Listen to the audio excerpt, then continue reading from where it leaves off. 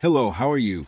Here I will help you sleep with a crime story that is happened with the sound of comfortable rain.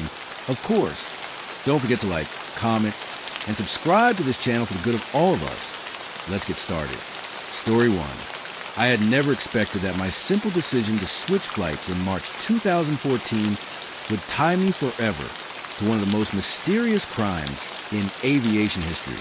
I was scheduled to fly from Kuala Lumpur to Beijing on Malaysia Airlines flight MH370, but a last-minute emergency at my office in Jakarta forced me to cancel. I remember receiving the flight cancellation email at 11:45 p.m., just 15 minutes before boarding.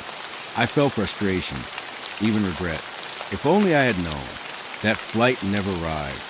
I watched in disbelief as the news broke. Flight MH370 had disappeared from radar just 40 minutes after takeoff, carrying 239 souls. No distress signal, no mayday, no final message, just silence. The entire Boeing 777 had vanished into the night sky over the South China Sea. As days passed and search crews scoured the ocean, I couldn't shake the feeling that this wasn't just mechanical failure or a tragic accident. Something felt off. I'd flown that exact route many times for business. It was routine, safe, boring even, but not that night. Then, things got personal. A week after the disappearance, I received a strange email from a Chinese supplier I had never dealt with. The message was short. You were supposed to be on that plane. Be thankful. Some flights are meant to disappear. I reported it immediately. Authorities brushed it off as a hoax, but something about it haunted me. I changed my phone number, avoided flying, and tried to move on, but the paranoia never left. In June 2015, a piece of the plane's flapper was discovered on Reunion Island, thousands of kilometers away from where the search was focused. Investigators claimed it belonged to MH370. Still, no main wreckage, no black box, no clear answers. Privately, I dug deeper. Through online aviation forums and whistleblower threads, I discovered other passengers had also canceled their trips last minute, an unusually high number for a single flight. One of them was a cybersecurity expert who had posted about government surveillance concerns. Another was a woman from India who, days before the flight, claimed to her friend that she felt watched. In 2022, through a secure message board, I was contacted by someone claiming to be a technician for a European satellite company. He had seen classified imaging data showing a sudden bright flash over the South Indian Ocean the night MH370 disappeared, but his footage was confiscated within hours. He believed the plane had been deliberately diverted, possibly jammed or taken over remotely. What reason? Speculations range from espionage, stolen cargo, to passengers on board with dangerous knowledge. But nothing could be proven. Even now, in 2025, with a decade having passed, Flight MH370 remains one of the most chilling unsolved crimes of the modern era. Was it hijacking, covert assassination, or geopolitical manipulation? All I know is I was supposed to be there. My name was on the manifest. I still have the boarding pass. And somewhere deep inside me, I believe the plane didn't just disappear. It was made to vanish. Next story. Today I want to present a case that at first glance seemed very straightforward. However, it took a significant twist. What happened to the mother of three, Juanita Richardson, seemed like an ordinary accident, but thanks to the tireless work of investigators, it was revealed that the truth was much darker. If you'd like to know the details of this story, I invite you to keep watching. We need to move to the town of McBain, a small farming town in Michigan, located 186 miles from the cliffs at Pictured Rocks National Lakeshore. In June 2006, Juanita and Tom Richardson were preparing to celebrate their 23rd wedding anniversary. The couple had two daughters, Lysine and Lindsay, and one son, Levi. They were considered a happy family, and despite their long relationship, Tom and Juanita still seemed like an ideal loving couple. The Richardsons lived in a log cabin built by Tom. He made a living driving a truck for FedEx, and also taught youth classes at church. Juanita worked as a secretary of the school and sang in the choir. The couple decided to spend their anniversary at Pictured Rocks National Lakeshore, a true paradise for tourists. The 40 miles of rocky coastline along Lake Superior, the largest deepest and coldest of the Great Lakes, offer breathtaking and unique views. Tom and Juanita chose this place because it held special memories for them. It was where they had their first trip together many years ago.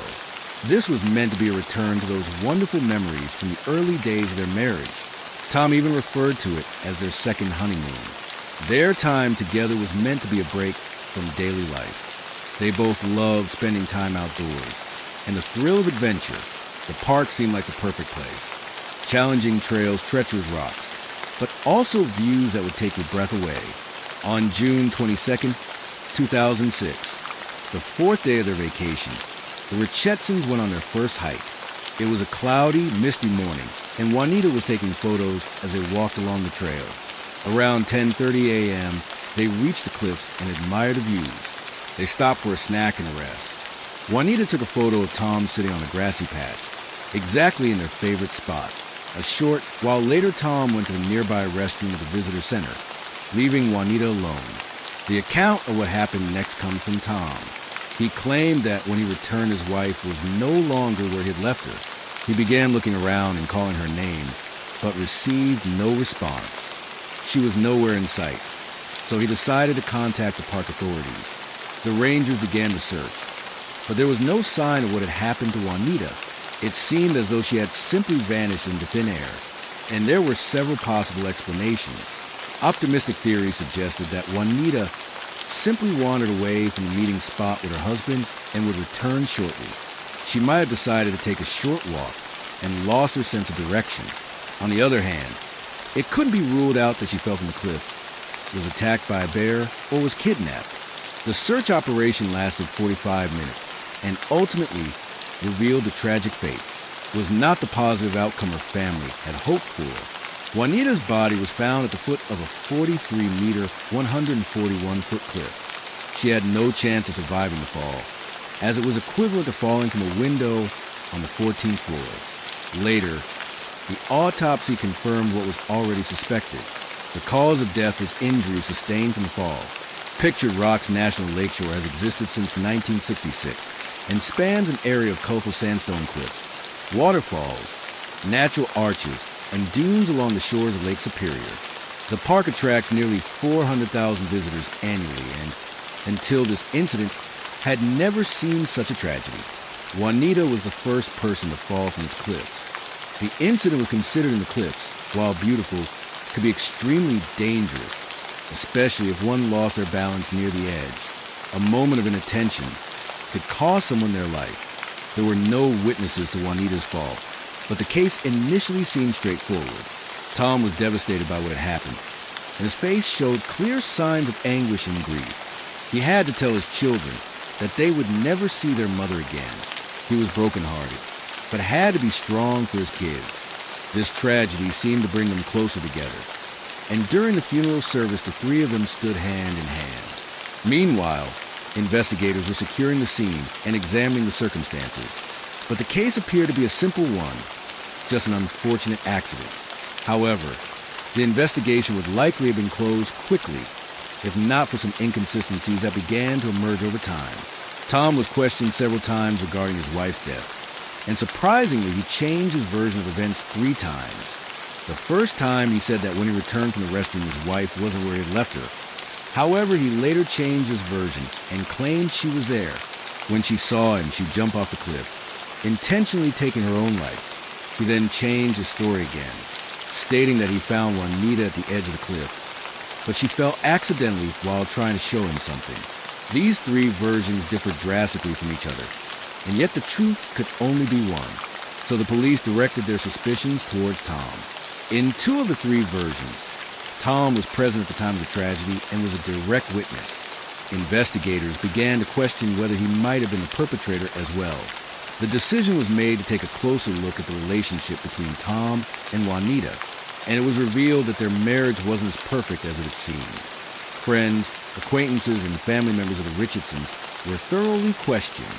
The most significant information came from the family.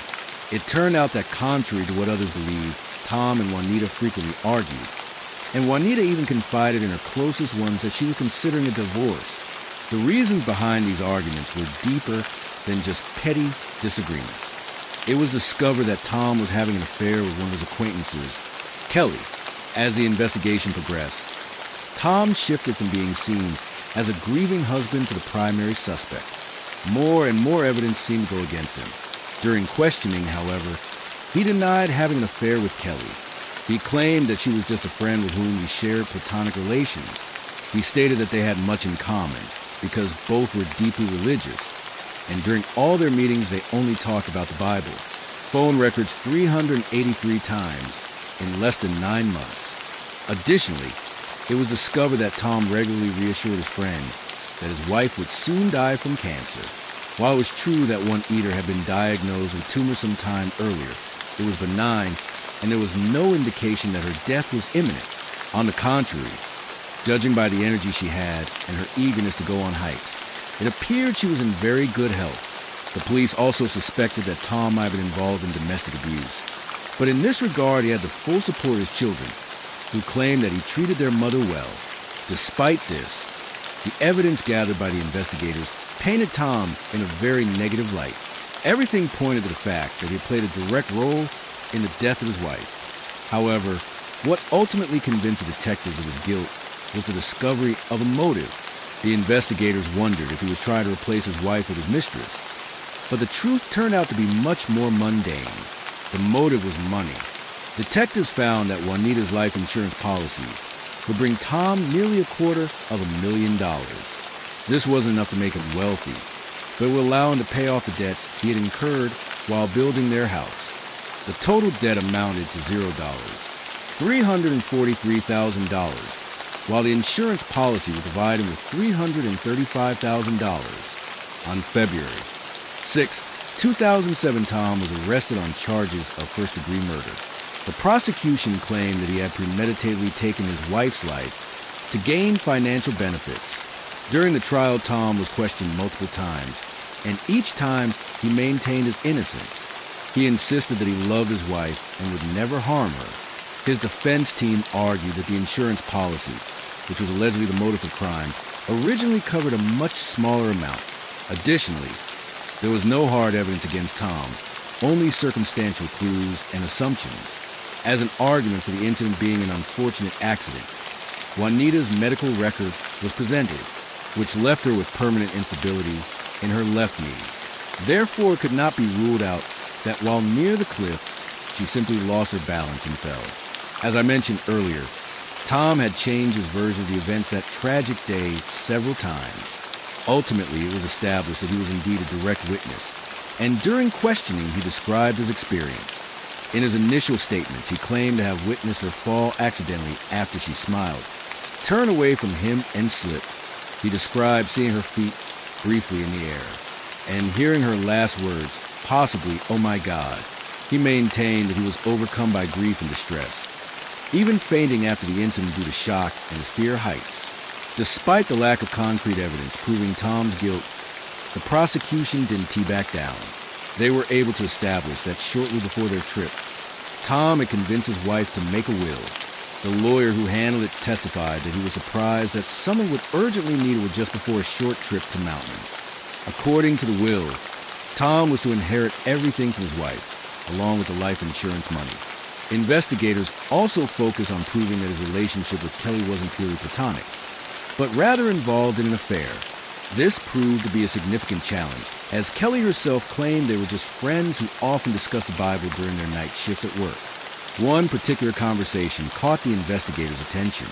It took place on June 21st, the day before the tragedy, and lasted 13 minutes. According to Kelly, they had only discussed the Bible during this call as well, because Kelly was not a suspect in this case.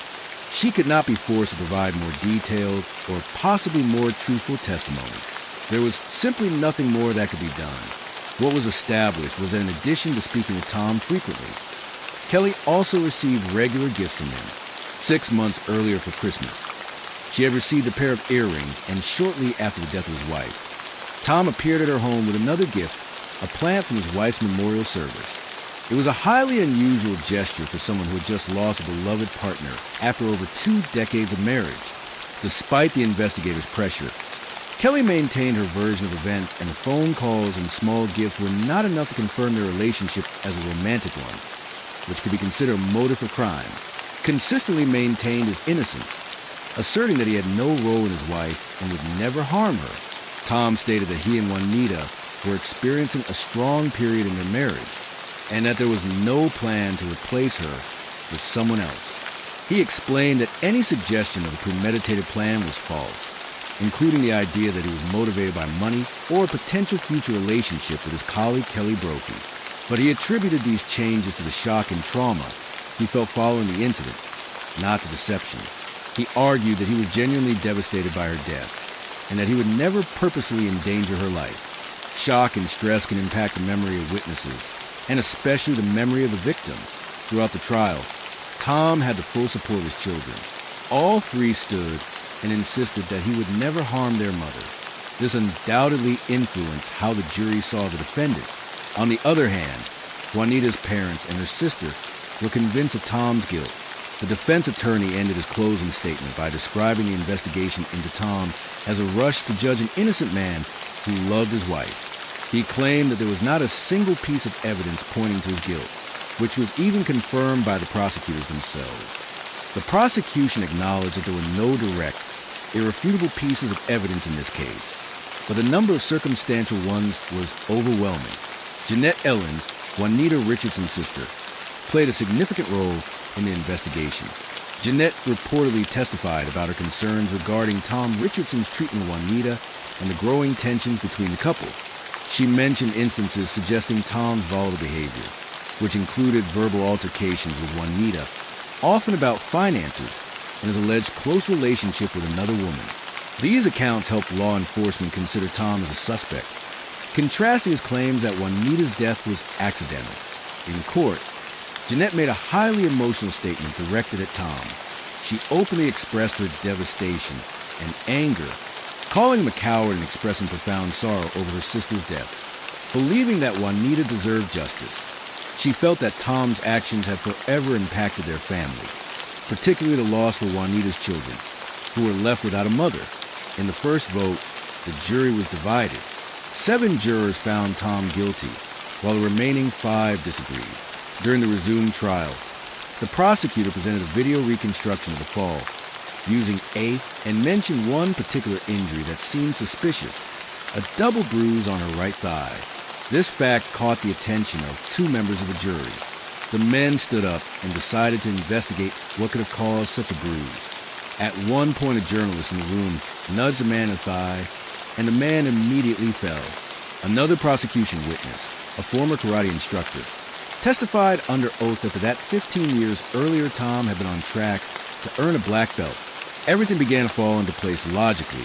A remote cliff location, a wife with leg issues, and a husband capable of delivering blows. It was highly likely that the testimony from the instructor was decisive, as after 11 hours of deliberation, the jury unanimously found Tom guilty of first-degree murder. Tom was sentenced to life imprisonment without the possibility of parole. The Richardson children sat in shock and tears. At the time, they were 19, 21, and 23 years old. The tragedy at Picture Rocks had now taken both their parents away from them forever. Just before Tom, who was 50 at the time, was sentenced, Jeanette went back up to Picture Rocks to listen to the wind one last time. She said, "I feel like Juanita's there, and I don't want to leave. I don't want to go home." Today the waves were just splashing, and it was beautiful. And last night the rainbow over Picture Rocks just told us, she's saying, "I'm okay, I'm good. I'm in better hands now." In the months following the conviction, Tom tried to appeal the sentence several times, but each time the appeals were rejected. Story 2, The Sun. A molten disk hanging low over the Kenyan plains bled the last vestiges of color from the sky, leaving behind a canvas of blues, purples, and fiery oranges. Detective Inspector Jomo Kenyatta, his khaki shirt clinging to his back with a sheen of sweat, squinted at the horizon. The air, thick with the scent of dust, dry grass, and something else, something acrid and metallic, pricked at his senses. He had seen this particular shade of twilight too many times, usually as a prelude to a long night, and rarely a pleasant one. Today was no different. The call had come an hour ago. A body. found near the old colonial-era railway tracks, just outside the burgeoning outskirts of Nairobi. His Land Rover bounced and groaned over the rutted dirt road. The only sound for miles save the distant cry of a hyena. Beside him, Sergeant Asha Devi, her face a mask of quiet determination, clutched a well-worn notebook. She was new to the serious crime unit, fresh out of the academy, and while her eagerness was commendable, Jomo worried about the toll this job would eventually take. The scene ahead he knew would be grim. This wasn't a mugging gone wrong, nor a tribal dispute escalating into violence. The details whispered over the crackling radio had hinted at something far more deliberate, more sinister. They found him face down in the ochre-red earth, partially obscured by a scraggly acacia bush, his limbs splayed at unnatural angles.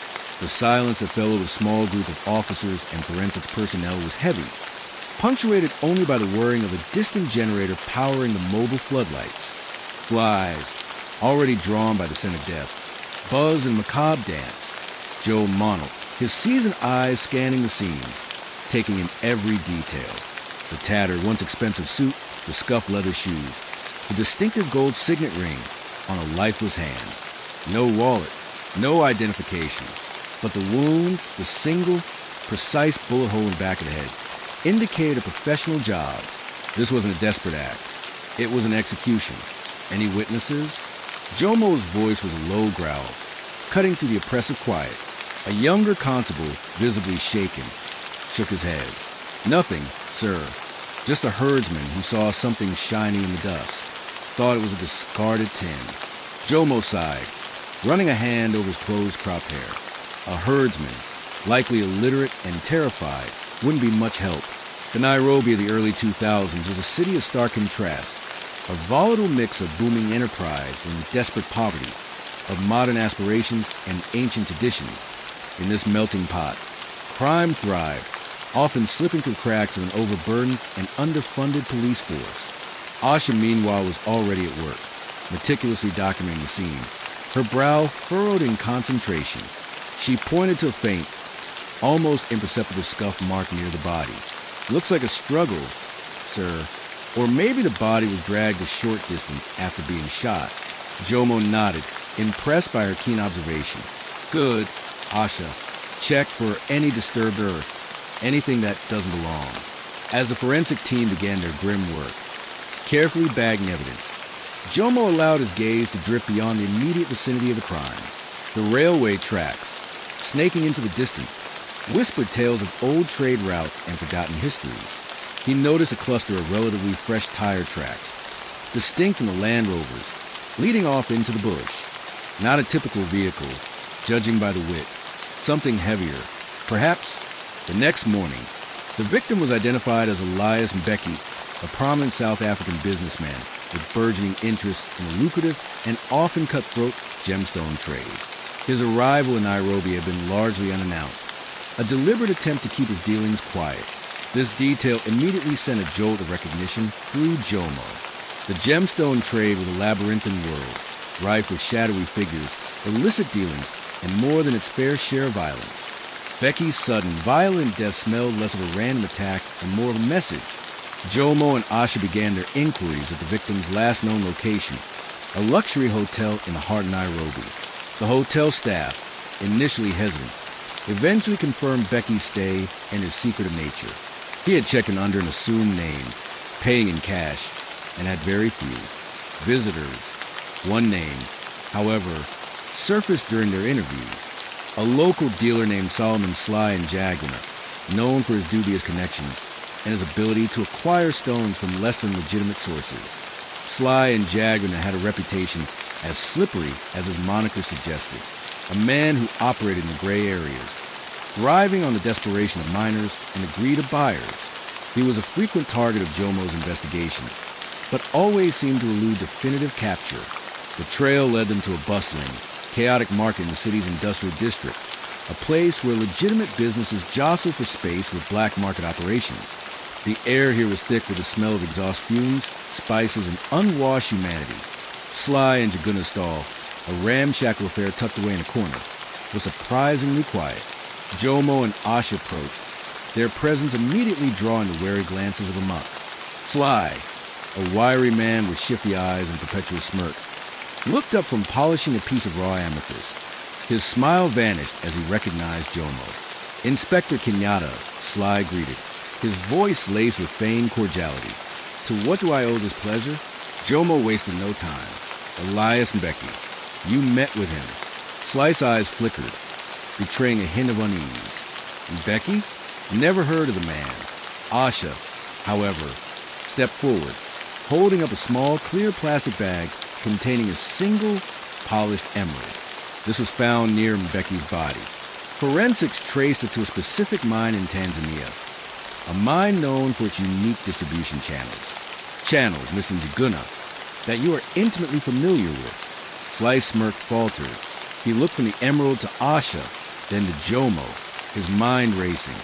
The emerald, small but perfectly cut, was a signature piece, a calling card. It was a detail Jomo hadn't shared, a small trap they had set. Sly, cornered, finally caved, his carefully constructed facade crumbling. He admitted to meeting Mbeki, confirming the South African's interest in a large parcel of raw tanzanite, stones of exceptional quality that Sly had acquired through unconventional means. He claimed the deal had gone sour, that Mbeki had been too demanding, too suspicious. He denied any involvement in Mbeki's death, but his protestations lacked conviction. The crucial piece of information Sly reluctantly divulged was the identity of Mbeki's rival, a powerful and ruthless figure in the gemstone world known only as the Serpent. The Serpent was rumored to control vast swathes of the illicit diamond and tanzanite trade across East Africa, maintaining his iron grip through intimidation and, if necessary, violence. Mbeki, it seemed, had stepped on the Serpent's venomous tail. The tire tracks at the crime scene, Jomo suddenly realized, were consistent with the heavy, customized SUVs favored by the Serpent's enforcers. The professional execution, the message sent. It all pointed to one man as the sun began its descent once more, painting the Nairobi sky in familiar hues of ochre and fire. Jomo and Asha stood on the outskirts of the city, watching a heavily fortified compound known to be the Serpent's primary base of operations. The investigation was far from over, but the path was clear. The ochre stain on the earth had led them to a darkness far deeper, a network of greed and violence that stretched across the continent. This was more than just a murder. It was a glimpse into the predatory world beneath the surface of Africa's glittering wealth. And Jomo knew with a chilling certainty that catching the Serpent would be the most dangerous hunt of his career. He looked at Asha, her face illuminated by the dying light, and saw not fear, but a nascent resolve. They were ready. The Serpent's compound was less a house and more a fortress, a sprawling collection of high walls, reinforced gates, and watchful eyes. Jomo and Asha, along with a hand-picked team of the most reliable officers, had spent the following days meticulously gathering intelligence, tracing Becky's last movements, cross-referencing Sly and Njuguna's dubious claims with other sources in the underworld. Every lead, every whispered rumor, seemed to coil back to the enigmatic figure who rarely showed his face, but whose influence was felt like a chilling wind across the region. They knew his real name was Silas McCool, a former intelligence operative who had leveraged his connections and his ruthlessness into an illicit empire. He was a phantom, and catching him would require more than just warrants.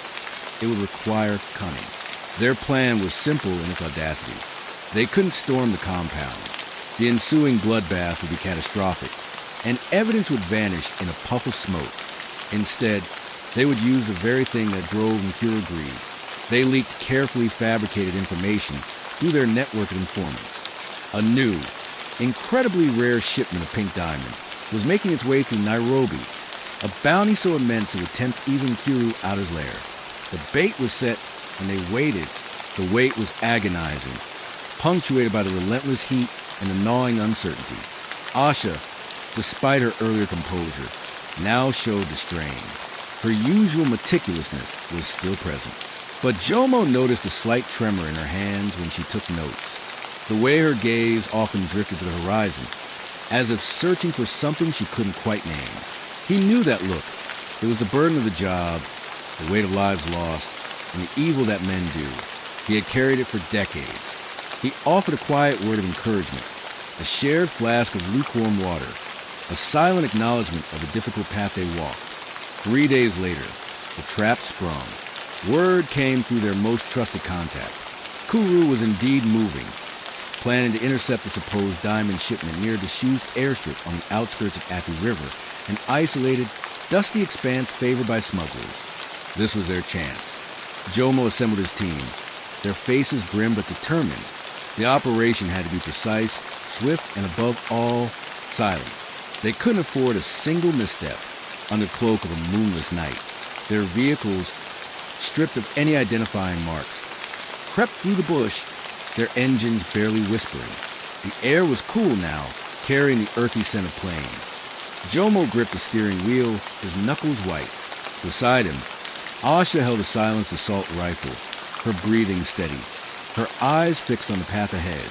The dusty airstrip appeared like a black ribbon against the dark earth. 2 SUVs, larger and more heavily armored than standard models, were already there, their headlights off. This was it, as Jomo's team fanned out, taking strategic positions. The silence was broken only by the distant chirping of crickets, then the distinct thud of vehicle door, followed by hushed voices.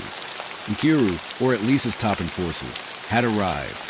Jomo signaled, and his men moved, a silent wave of shadows closing in. The element of surprise was their greatest weapon. The ensuing confrontation was brutal but brief. Nkiru's men, taken unawares, reacted with desperate ferocity. But Jomo's team was well-trained and prepared. Gunfire erupted, sharp cracks echoing the night, followed by the dull thuds of bodies hitting the ground.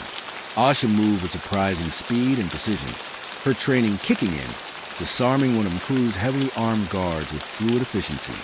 Jomo, meanwhile, focused on the lead SUV, knowing that Mkuru would be there, or at least attempting to make an escape. He found Silas Mkuru himself, a man whose face was surprisingly unremarkable, devoid of the monstrous features Jomo had perhaps imagined. He was attempting to scramble into the driver's seat, a small, silver pistol clutched in his hand. Silas Mkuru. Jomo's voice boomed across the airstrip. It's over. Mikuru's eyes, cold and calculating, fixed on Jomo. There was no fear, only a flicker of raw, unadulterated rage. He raised his pistol, but Jomo was faster. A single well-aimed shot from Jomo's sidearm struck Mkuru's arm, sending the pistol clattering to the ground. Within minutes, the struggle was over. Mkuru, bleeding but alive, was subdued and handcuffed. His remaining men were either captured or neutralized. The pink diamond shipment, of course, was nowhere to be found. The silence returned, this time filled with the heavy breathing of the officers, the distant wail of a police siren approaching, and the triumphant, albeit weary, hum of victory. As dawn painted the sky in the familiar ochre and purple hues, Jomo stood over Silas Mkuru, who was now bound and gagged, his face twisted in a silent snarl. The serpent had been caught. The intricate web of his illicit trade would begin to unravel. Elias Mbecky's murder, a mere cog in Mkuru's ruthless machinery, had ultimately led to his downfall. It was a small victory in a world perpetually battling darkness, but a victory nonetheless.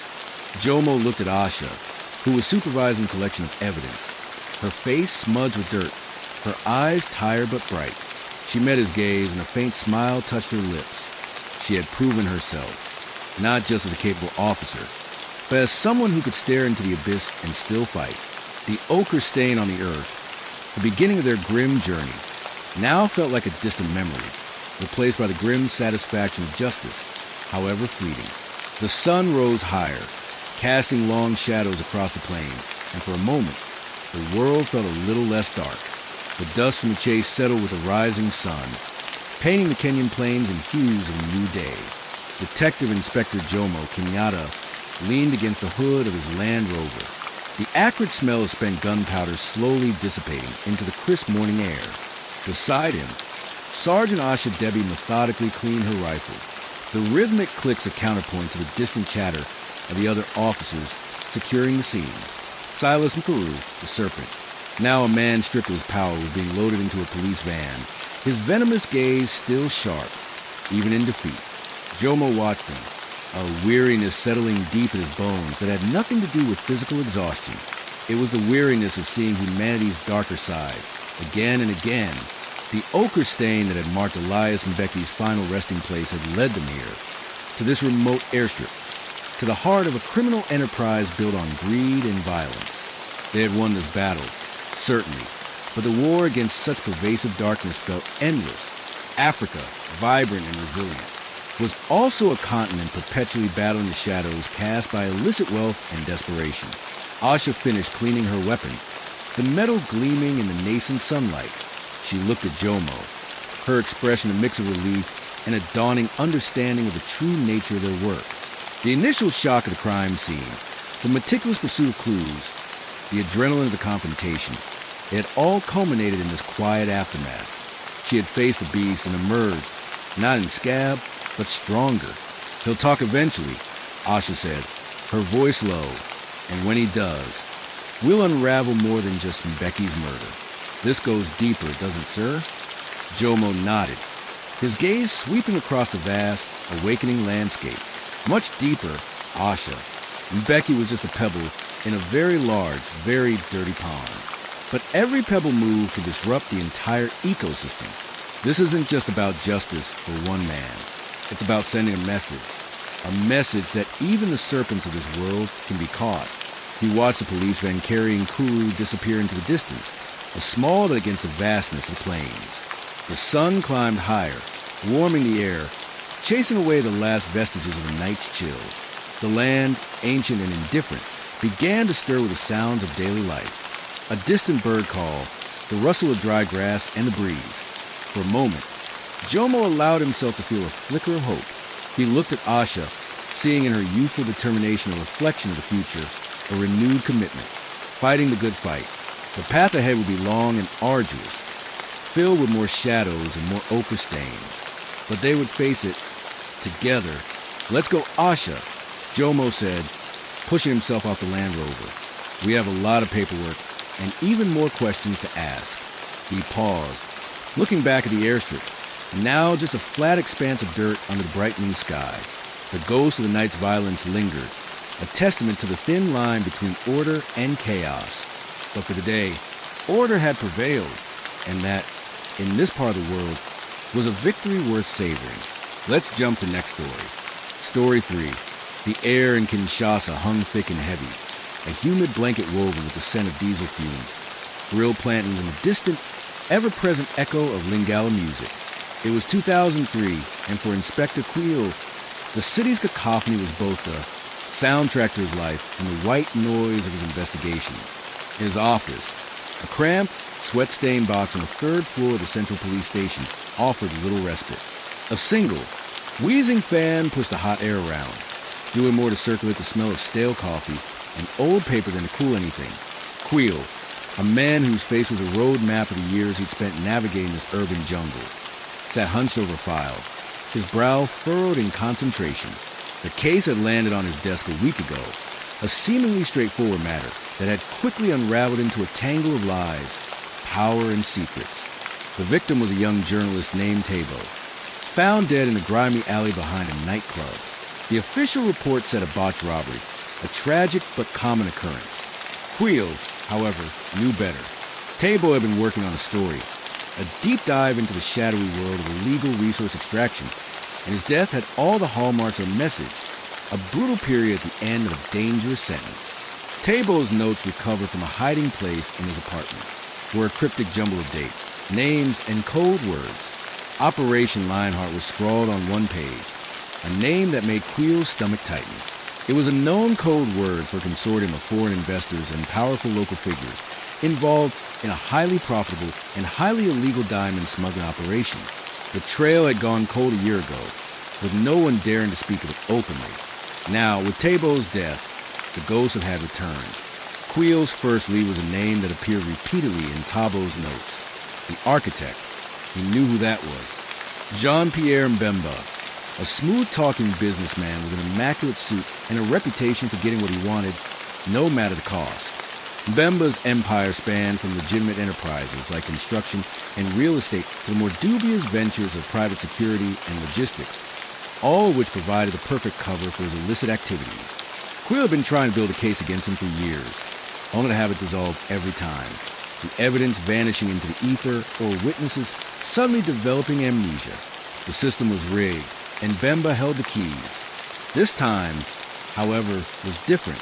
Tebo's death had created a crack in the facade, a tiny sliver light that Quill intended to pry open. He spent the next few days working tirelessly, tracing Tebo's last movements. He interviewed the bouncers at the nightclub, who claimed to have seen nothing. He spoke to Tebo's neighbors, spoke of him as a quiet, dedicated man. Every lead was a dead end, every witness a wall of silence. The city, it seemed, was determined to protect its secrets. Quill knew he couldn't rely on official channels. They were riddled with people on Bemba's payroll. He had to go rogue, to operate in the shadows of his prey called home. His only hope lay in an informant, a man named Fumu, who operated on the fringes of Kinshasa's underworld. Fumu was a chameleon, a man who could blend into any crowd, who knew every secret in the city for a price. Quill found him in a bustling open-air market, seated on a wobbly stool, nursing a warm soda. If Fumu's eyes, shrewd and calculating, met Quill's, there was no need for pleasantries. Quill simply slid a folded wad of cash across the table. If Fuma's hand, scarred and calloused, swept it away in a practiced motion. Tebo, he was digging, Quill said, his voice low. He found something on Operation Lionheart. If Fuma took a long sip of the soda, his eyes darting around the market, taking in everything and nothing, he spoke without looking at Quill, his words a conspiratorial whisper. The boy was too brave for his own good. He got close to the source, the real source. Not just Mbemba, someone bigger. Quill's heart pounded. He knew Mbemba was a powerful man, but he was also a front. The real puppeteer, the one pulling the strings from the shadows, had always eluded him. Who? Quill pressed. The Fuma smiled. A flash of gold in the afternoon sun. I will tell you what I know, but I will not do it here. Not now. Meet me tonight at the old pier when the moon is high, and come alone. The air of danger thickened. The Fuma knew that giving this information away could get him killed. But he also knew that Quill was a man of his word, and the money was good. As Quill walked away, the sense of dread and anticipation intertwined. He was getting closer, but he was also walking into a trap, a dangerous game with a man who dealt in secret and lived on the edge of the abyss. The night air by the pier was cooler, laced with the salty tang of the Congo River and the smell of rot and decay. The moon was a pale, anemic disk casting long, distorted shadows that danced with the flickering light of a single, bare bulb hanging from a crooked post. Quill arrived alone, his presence a stark silhouette against the backdrop of the slumbering city. He waited, the silence broken only by the lapping of water against the pilings and the distant hum of traffic. He felt a deep sense of unease. This was a fool's errand, a gamble he knew he shouldn't be taking. But the memory of Tebo's lifeless body, a young life extinguished too soon, propelled him forward. He was a man who had seen too much injustice to simply stand by. Suddenly, a figure emerged from the darkness, a shadow among the shadows. It was not Mfumu. The man was taller, leaner, and moved with a predatory grace. Quill's hand instinctively went to his holster, but he held back. The man raised his hands in a gesture of peace. No need, Inspector. I'm not here to fight. His voice was smooth, educated, and carried the unmistakable accent of the privileged class. Where's Mfumu? Quill demanded, his voice a low growl. The man chuckled, a dry, humorless sound. Mfumu is indisposed. He sends his regrets. I'm afraid I have taken over his duties for the evening. Quill's mind raced. The Fume had either been silenced or he had sold him out. Either way, this was a setup. Who are you? Quill asked, his hand now firmly on his pistol. A friend of the family. The man said, a cryptic smile playing on his lips. And I have a message for you. Stop digging. The ground you are standing on is not as solid as you think. Quill's eyes narrowed. The man's words were a thinly veiled threat, a warning from Bemba himself. But Quill wasn't a man who backed down from a threat. I won't stop. Tebo's death will not go unpunished, and neither will Operation Lionheart. The man's smile widened, revealing a row of unnaturally white teeth. Brave words, Inspector, but bravery is a luxury we can't always afford. especially when dealing with someone who has the ear of the highest authorities and the deepest pockets in this city. He paused, letting his words hang in the air like a poisonous mist. You're not just playing against Mbemba, Inspector. You're playing against the government. This isn't just about diamonds. It's about influence, power, and control. Quill felt a cold dread settle in his stomach. He had suspected as much, but to hear confirmed was another thing entirely. The man continued, his voice a sibilant whisper. The architect is merely a contractor. The real source that Mfuma spoke of is not one man, but a collection of men, a clandestine, unknown as the Vulture's Nest. They are the ones who truly run this city, who pull the strings of politicians and military officials alike. Bembo works for them, ensuring the flow of illicit wealth. Tabo got too close to their operation, not just the diamonds, but the money laundering, the arms deals, the whole bloody mess. He found a ledger, a document that detailed everything. Names, dates, transactions. It was a complete record of their entire operation, and they will stop at nothing to get it back. The man's words were a torrent of information, a flood that threatened to drown Quill. It all made sense now. The years of dead ends, the missing evidence, the complicity of the system. He wasn't fighting a single criminal. He was fighting an entire shadow government.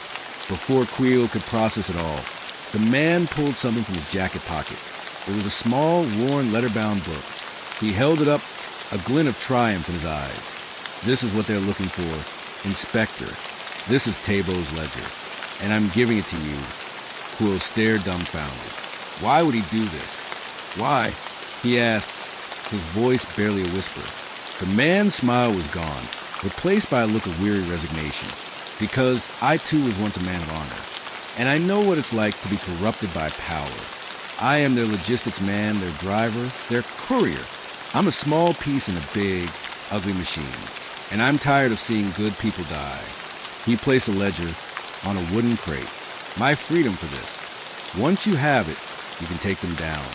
All of them. Quill hesitated, his mind a whirlwind of doubt and suspicion. Was this a trap? A last desperate ploy? He looked at the man, at the weary lines around his eyes, and saw a flicker of something real. A glimpse of a soul trapped by its own bad choices. Run, Quill said, his voice firm. The man nodded, a silent thank you, and melted back into the night. Quill picked up the ledger, its pages feeling heavy in his hand. A burden of truth and a promise of justice.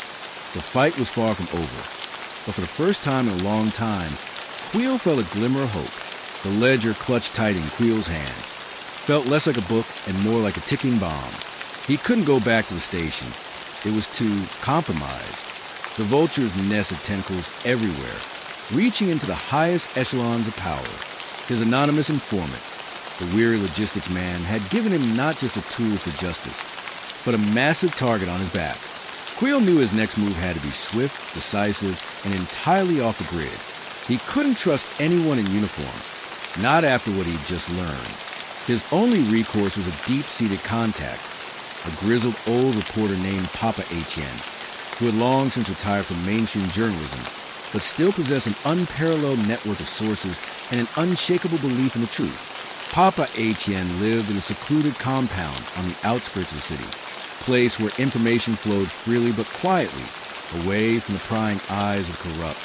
Quill drove through the darkened streets, his mind racing, piecing together the fragments of Tabo's investigation and the information gleaned from the logistics man. The ledger contained names that were unthinkable: ministries, military generals, even members of the president's inner circle. This wasn't just a diamond smuggling operation. It was the lifeblood of a shadow government, enriching a cabal of ruthless individuals while the rest of the nation struggled. He found Papa H.N. in his study, surrounded by stacks of old newspapers and the comforting scent of pipe tobacco and dust. The old man, whose eyes still held the sharp glint of a seasoned journalist, listened intently as Quill recounted the entire story, from Tabo's murder to the perilous encounter at the pier and the revelation of the Vulture's nest. Quill laid the ledger on the table between them. Papa H.N. picked it up, his fingers tracing the worn cover, his expression grim. This, he said, his voice a low rumble, is more than just a story, Quill. This is the truth that this city has been afraid to speak. This is the key to dismantling their entire empire. He began to leaf through the pages, his eyes scanning the cryptic entries, the dates, the names. A slow, knowing nod spread across his face. This confirms everything I've heard whispers of for years. The missing aid money, the sudden wealth of certain officials, the unexplained disappearances. It all makes sense now. Papa Etienne understood the gravity of the situation. Releasing this information through official channels would be suicide for Queel, and the ledger would likely disappear into the same void as Tebo's initial findings. They needed a different approach, a way to expose a truth that would resonate too widely to be suppressed. They worked through the night, fueled by strong coffee and a shared sense of urgency. Papa Etienne reached out to his network of international journalists, carefully vetting each one for integrity and courage. He explained the delicacy of the situation, the immense power of the vulture's nest, and the vital importance of simultaneous release to prevent suppression. Queel, meanwhile, began preparing a detailed report based on the ledger's contents, translating the code words and deciphering the financial transactions into a damning narrative. He included every piece of evidence he had gathered on Tavo's murder, linking it unequivocally to Mbemba and through the ledger to the highest levels of the vulture's nest. The dawn broke, painting the sky in hues of orange and purple as Queel and Papa Etienne finalized their plan. They wouldn't just release the story. They would unleash a coordinated global expose, hitting every major news outlet simultaneously, making it impossible for the vulture's nest to control the narrative or silence the truth. This was their one shot, their only chance to truly bring justice to Kinshasa. The days that followed were a blur of tension and anticipation. Queel stayed in hiding at Papa Etienne's compound, knowing that every moment he spent outside the confines of the police station was a risk. The city hummed with an unusual undercurrent, a palpable sense of unease. Whispers of a coming storm permeated the air, rumors that something big was about to break. Then on a Tuesday morning, it happened. The headlines exploded across the globe. The vulture's nest, Africa's shadow government exposed. Major newspapers, respected news agencies, and independent investigative journalists from New York to London, Paris to Johannesburg, simultaneously published a meticulously detailed expose, complete with scanned copies of pages from Tavo's ledger. The sheer volume and synchronized nature of the revelations overwhelmed the vulture's nest attempts at damage control. The names, the illicit dealings, the scale of corruption, it was all laid bare for the world to see. The fallout was immediate and catastrophic for the vulture's nest. Public outrage erupted across Kinshasa and beyond. International pressure mounted, with calls for investigations and sanctions. Bemba, the smooth architect, was arrested trying to flee the country, his intricate network of connections unable to protect him from the relentless glare of global scrutiny.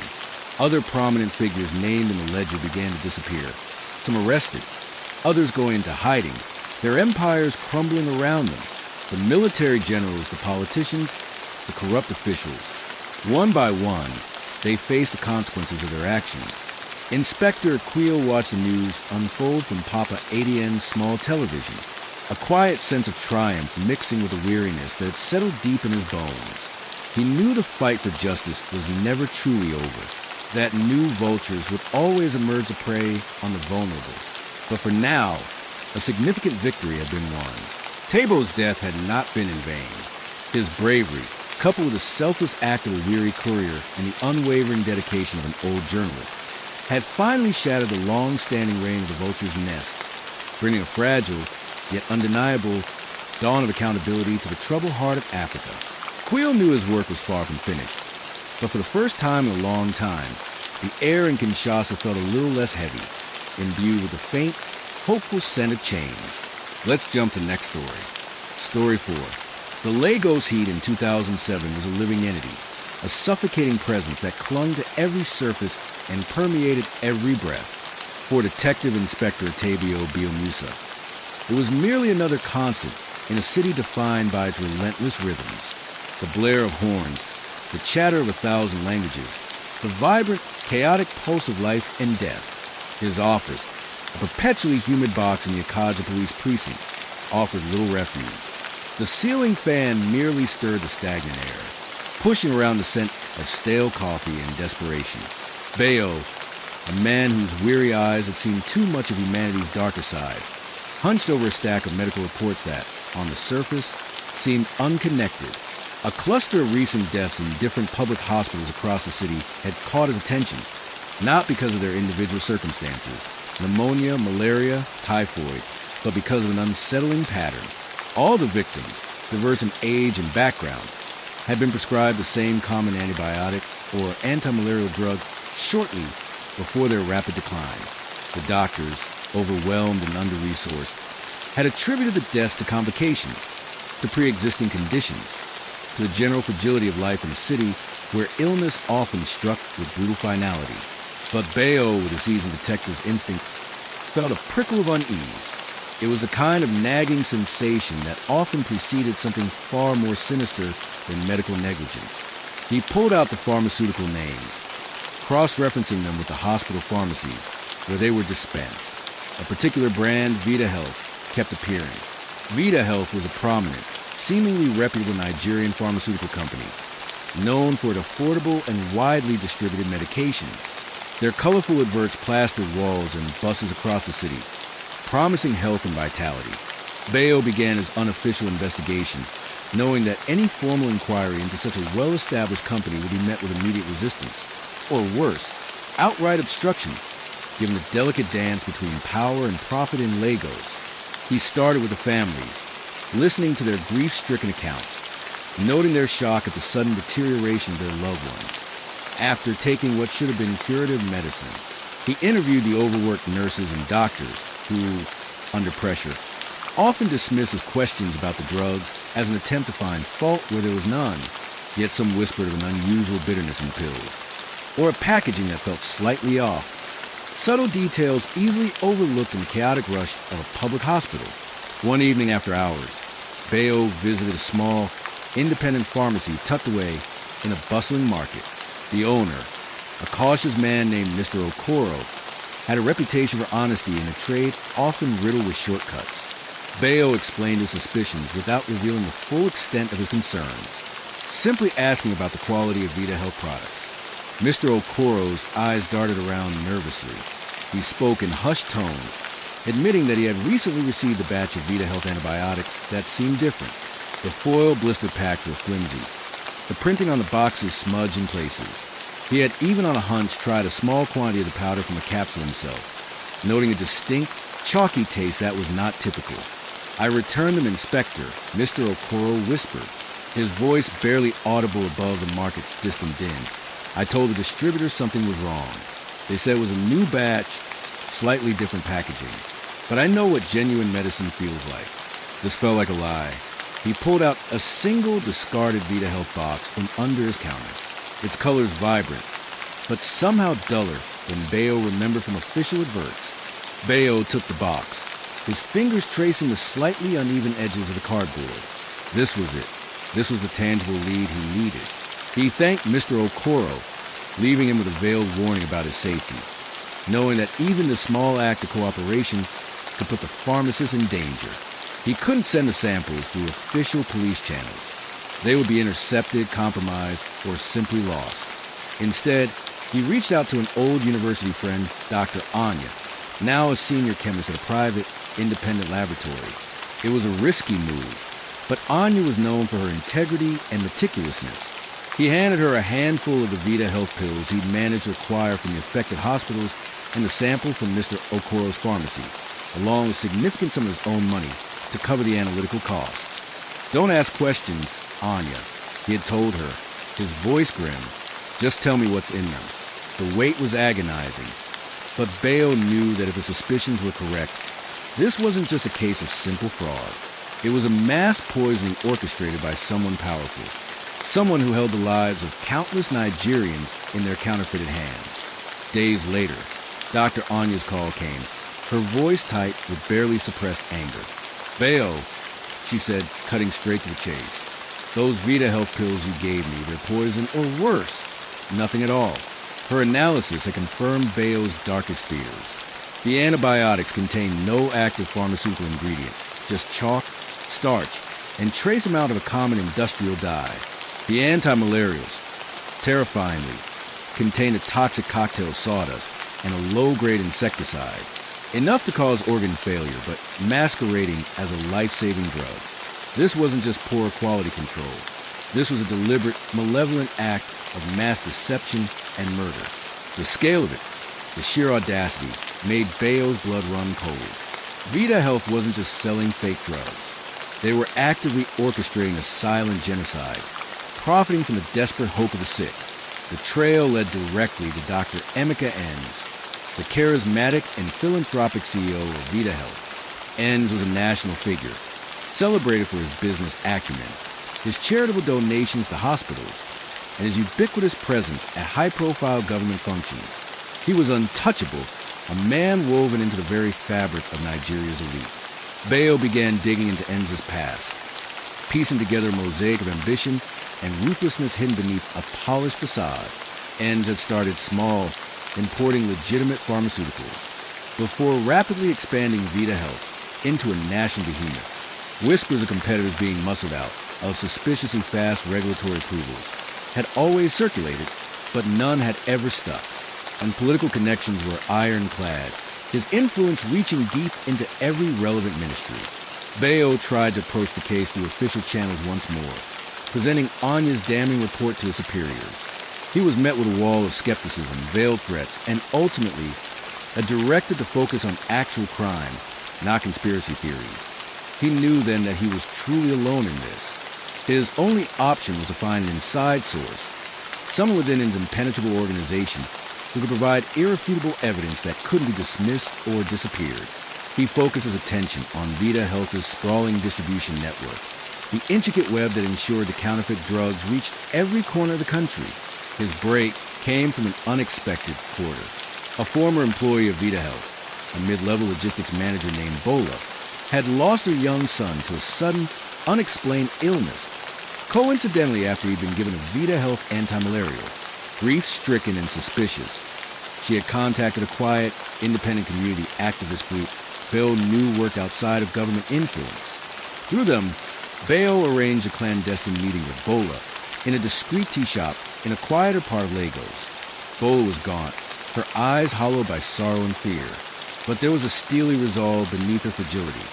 She told Bayo a harrowing story of how Vita Health had quietly, almost imperceptibly, shifted from legitimate imports to manufacturing their own drugs in clandestine facilities, cutting corners, using cheap, harmful substitutes, and then rebranding them as genuine. She spoke of secret warehouses, of nighttime deliveries, of intimidated employees, and vast sums of money exchanged off the books. She confessed to having kept copies of hidden manifests, proving the dual nature of Vita Health as operations. Genuine drugs for show, deadly fakes for profit. "I can't live with this anymore. Inspector," she whispered, her voice cracking. "My son, he was one of them. He died because of what I helped him do." She produced a worn, encrypted USB drive from a pocket, pushing it across the table towards Bayo. "Everything is on here. The true manifest, the financial ledgers, even recordings of Enns giving orders for special batches." Bayo's heart pounded. This was it.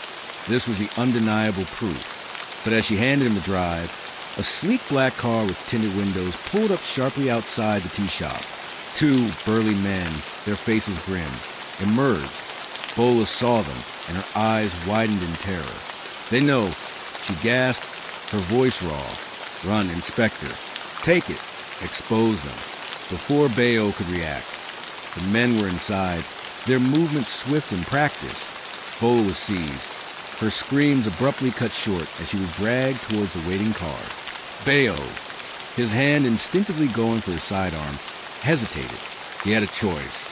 Pursue the men and likely lose the evidence, or secure the drive and fulfill Bola's dying wish. He made his decision. Gripping the USB drive, he melted into the chaotic throng of the market, the chilling memory of Bola's terrified face burning in his mind. The fight against Dr. Emeka Enns and his deadly empire had just become deeply, profoundly personal. Clutching the USB drive, Bayo vanished into the labyrinthine alleys of the market, the screams of Bola echoing in his ears. Her sacrifice would not be in vain. He knew he couldn't return to his precinct. Un's reach was too pervasive, his influence too deep. He needed to strike from the shadows to unleash the devastating truth, contained within the drive in a way that would bypass the corrupted channels and hit ends with the full force of public outrage. His mind raced, processing Bola's harrowing confession, and the cold, hard data now in his possession. This wasn't just about arresting a criminal. It was about exposing an entire system of greed and murder that flourished under the very noses of those sworn to protect the people. He found refuge with Dr. Anya, the chemist who had initially analyzed the counterfeit drugs. Anya, horrified by Bola's fate and the scope of his depravity, agreed to help, recognizing the immense danger they were now both in. Her laboratory, though private, was a hub of scientific integrity, and more importantly, it had secure, untraceable connections to international academic and research communities. Together, they meticulously prepared the evidence. Bayo organized the manifest and financial records from the USB drive, creating a compelling narrative of N's operation, from the secret manufacturing facilities to the vast distribution network. Anya, in turn, verified the scientific data, proving beyond doubt the toxic composition of the counterfeit drugs and linking the deaths directly to VitaHealth's products. Their plan was audacious: to bypass traditional media, which could be bought or intimidated, and instead leak the findings directly to a consortium of independent medical journals and global health organizations known for their uncompromising investigative journalism and commitment to public health. The scientific community, less susceptible to local political pressure, would be their amplifier, ensuring the data's credibility and widespread dissemination. They worked for 3 frantic days, sleeping little, driven by the memory of Bola and the countless lives that hung in the balance. The storm broke on a quiet Friday morning. A series of peer-reviewed articles, backed by irrefutable chemical analyses and comprehensive logistical data, appeared simultaneously on the websites of leading international medical and public health journals. News aggregators, driven by the shocking content, picked up the story, and within hours it exploded across the global media landscape. Nigerian pharmaceutical giant accused of mass poisoning screamed headlines. Images of VitaHealth as vibrant packaging now synonymous with death flashed across screens worldwide. The scientific community's condemnation was swift and absolute, impossible for ENDS powerful allies to ignore or dismiss. International pressure mounted immediately with calls for investigations, travel bans, and asset freezes against Dr. Emeka Enns and his associated entities. The fallout in Lagos was immediate and chaotic. Public outrage, fueled by the undeniable evidence and the raw grief of countless families, erupted into protests outside VitaHealth as headquarters and the homes of implicated officials. Dr. Emeka Enns, caught completely off guard by the nature of the expose, found his political connections evaporating overnight. His usual escape routes were sealed by international alerts. Within 24 hours, he was arrested at a private airfield, attempting to flee the country in a chartered jet, his once impeccable suit disheveled, his charismatic facade finally crumbling under the weight of his crimes. The subsequent investigations, fueled by the evidence from the USB drive and the relentless international scrutiny, led to the dismantling of VitaHealth's counterfeit operations and the arrest of several high-ranking individuals connected to UN's network. Bola's fate remained uncertain. Quill's attempts to locate her were fruitless, a grim reminder of the personal cost of fighting such insidious evil.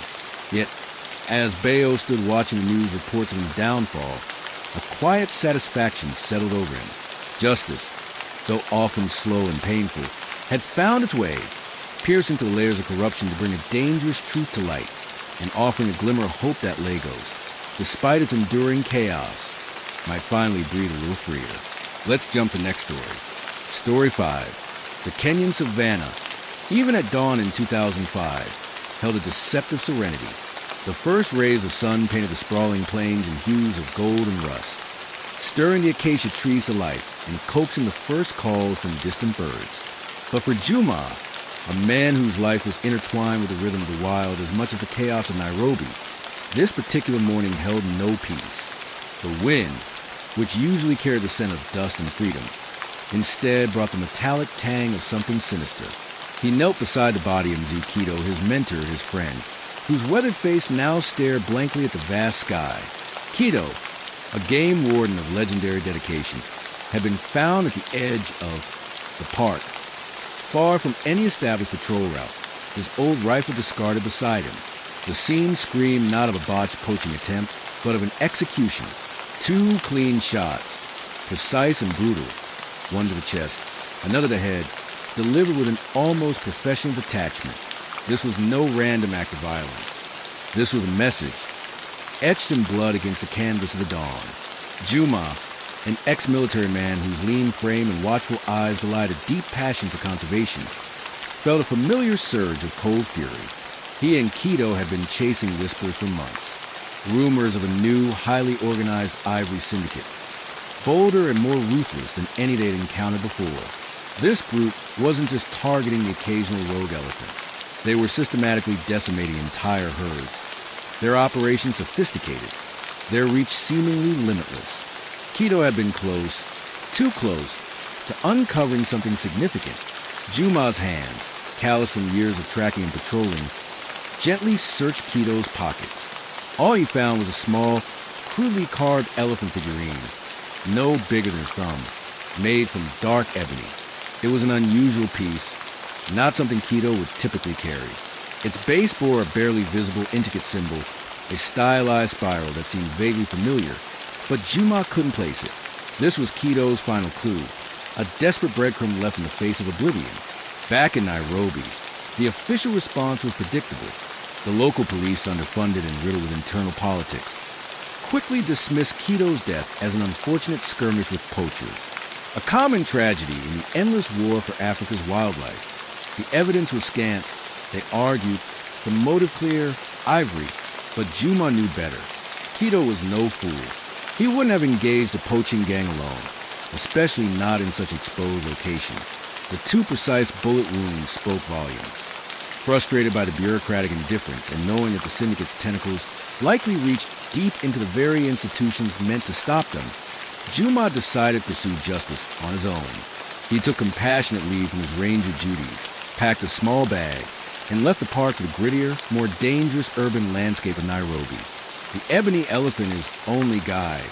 His investigation began quietly, far from official channels. He started tracing the symbol on the figurine, showing it discreetly to contacts in the city's underground art scene, to antique dealers and traditional carvers. Most shrugged some feigned ignorance, but one old, wizened craftsman, known for his encyclopedic knowledge of tribal artistry, finally recognized it. "Ah, that is the mark of the river traders," the old man whispered, his eyes wide with a mixture of fear and reverence. "A very old, very secret brotherhood. They deal in many things, but always the rarest, the most precious. They emerge in the 2000s like ghosts. They say their new leader. He is not from here. He is different, the river traders." Juma had heard whispers of them, a shadowy network rumored to control the flow of illegal goods across East Africa. But their existence had always been more myth than reality. Now Keto's death and the ebony elephant had given them a terrifying new face. The craftsman visibly shaken mentioned a high-end art gallery in Nairobi, the African Curio Gallery, known for its exclusive collection of traditional African artifacts, some of them of dubious provenance. Its owner, an enigmatic European named Elias Vane, was rumored to have ties to various powerful, unsavory figures. The gallery, nestled in an upscale district of Nairobi, was a stark contrast to the dust and raw beauty of the savannah. It was a haven of polished wood, hushed tones, and exquisitely lit displays of masks, sculptures, and ironically, a small collection of antique ivory carvings. Legally acquired, the placards declared. Juma spent hours loitering near the gallery, observing the comings and goings, the clientele, the discreet deliveries. He saw no direct link to poaching, no obvious signs of illicit trade, but the very precision and exclusivity of the place, the almost sterile perfection of its displays, felt chillingly off-kilter. It was too clean, too perfect, a veneer that barely concealed a deeper, darker truth. He knew, with a certainty that settled deep in his gut, that the ebony elephant had led him to the heart of the beast, to the man who was perhaps the true architect of Zakito's death and the ongoing slaughter of Kenya's elephants. Juma needed to get inside the African Curio Gallery, beyond the pristine displays and the polite smiles of Elias Vane's staff. He couldn't risk a direct approach. His presence as a game ranger would immediately raise alarms. Instead, he crafted a cover, posing as a freelance photographer specializing in rare African art, hoping to gain access to the gallery's backrooms and elusive Elias Vane himself. His persistence eventually paid off, earning him a brief, condescending audience with Vane. Elias Vane was an enigma, a man in his late 50s with sharp, intelligent eyes that missed nothing, and a smooth, cultured voice that betrayed a sophisticated European upbringing. He moved with an almost languid grace, his bespoke suits impeccable, his demeanor one of detached artistic appreciation. He spoke eloquently of preserving African heritage, of the beauty of traditional craftsmanship, yet Juma felt a cold, reptilian calculation radiating from him. Vane's gallery was a masterpiece of illusion, a carefully curated facade behind which the true ugliness of his trade could flourish unseen. Juma spent a week visiting the gallery, ostensibly photographing his collection, but in reality, meticulously observing Vane's routines, the comings and goings of his inner circle, and the subtle shifts in the gallery's inventory. He noticed that certain large, crated art pieces arrived and departed with unusual secrecy, often on a covered night, using unmarked vans and bypassing the main loading docks. He also observed that Vane had a small, private office at the back of the gallery, heavily secured, where he conducted most of his business. It was there Juma suspected that the true operations of the river traders were managed. He needed to get into that office, and he needed to do it without detection. The risk was immense. If caught, he knew his fate would be far worse than a simple arrest. He would become another silent casualty in the relentless, bloody ivory trade. One evening, using his knowledge of security protocols from his military days and the chaotic distraction of sudden, torrential Nairobi downpour, Juma bypassed the gallery's alarm system and slipped into the building. The air inside was thick with the scent of aged wood and cold stone. He moved through the silent, shadowy halls, the moonlight filtering through the skylights casting in. He glowed on the priceless artifacts. He reached Vane's office. The thick oak door and reinforced block a testament to the valuable secrets it held. Using a set of specialized tools he'd acquired, he worked quickly, silently. The only sound the drumming rain outside and the frantic pounding of his own heart. The lock yielded with a soft click.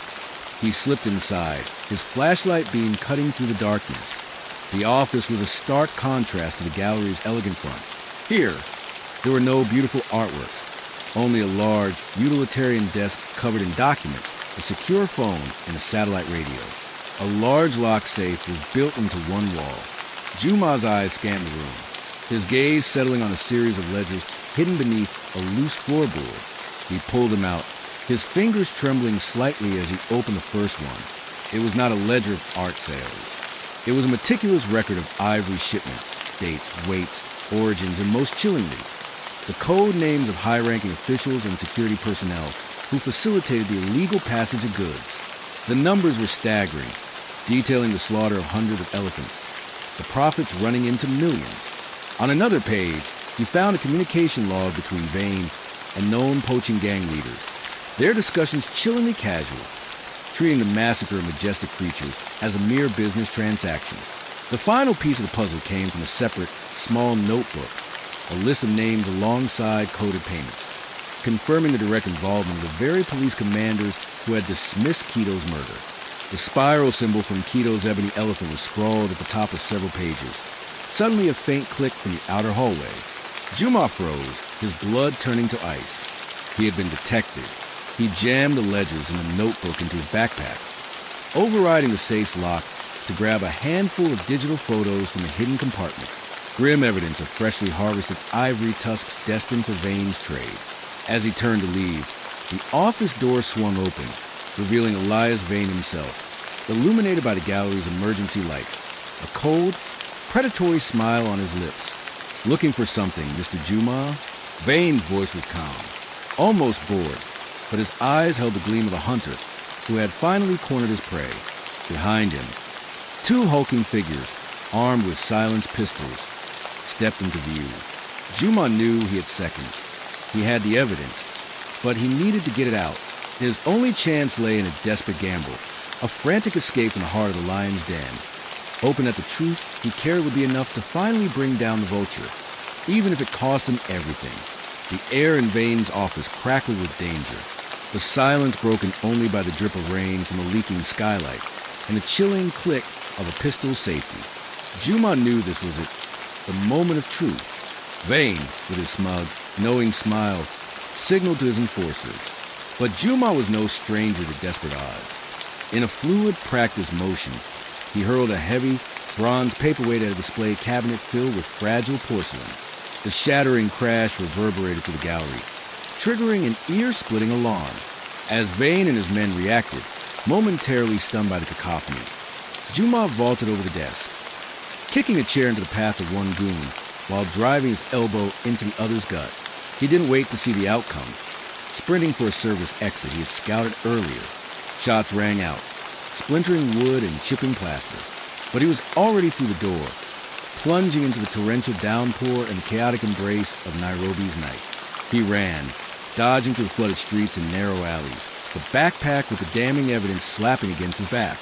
He could hear distant sirens, but he knew they could be Vane's men disguised as police. Injured and breathless, Juma found refuge in a cramped safe house provided by a network of trusted conservationists. His shoulder ached where a bullet had grazed him, but the burning pain was nothing compared to the urgency in his mind. He pulled out the ledgers, the notebook, and the digital photos, spreading them across a small table. He had risked everything, and now he had to make sure Bola's sacrifice and Keto's truly counted. He couldn't go to local authorities. Too many names in. Vane's ledger were high-ranking officials. Instead, he made contact with Dr. Lina Nyong'o, a brilliant Kenyan forensic ecologist and a fearless advocate for wildlife, currently working with a prominent international investigative journalism consortium based in London. She was known for her integrity and her global network of contacts, and she had been relentless in exposing environmental crimes across the continent. Juma sent her a terse-coded message. Vulture's nest has been found. The architect's true blueprint is here. Need your reach. Dr. Nilies's response was immediate and resolute.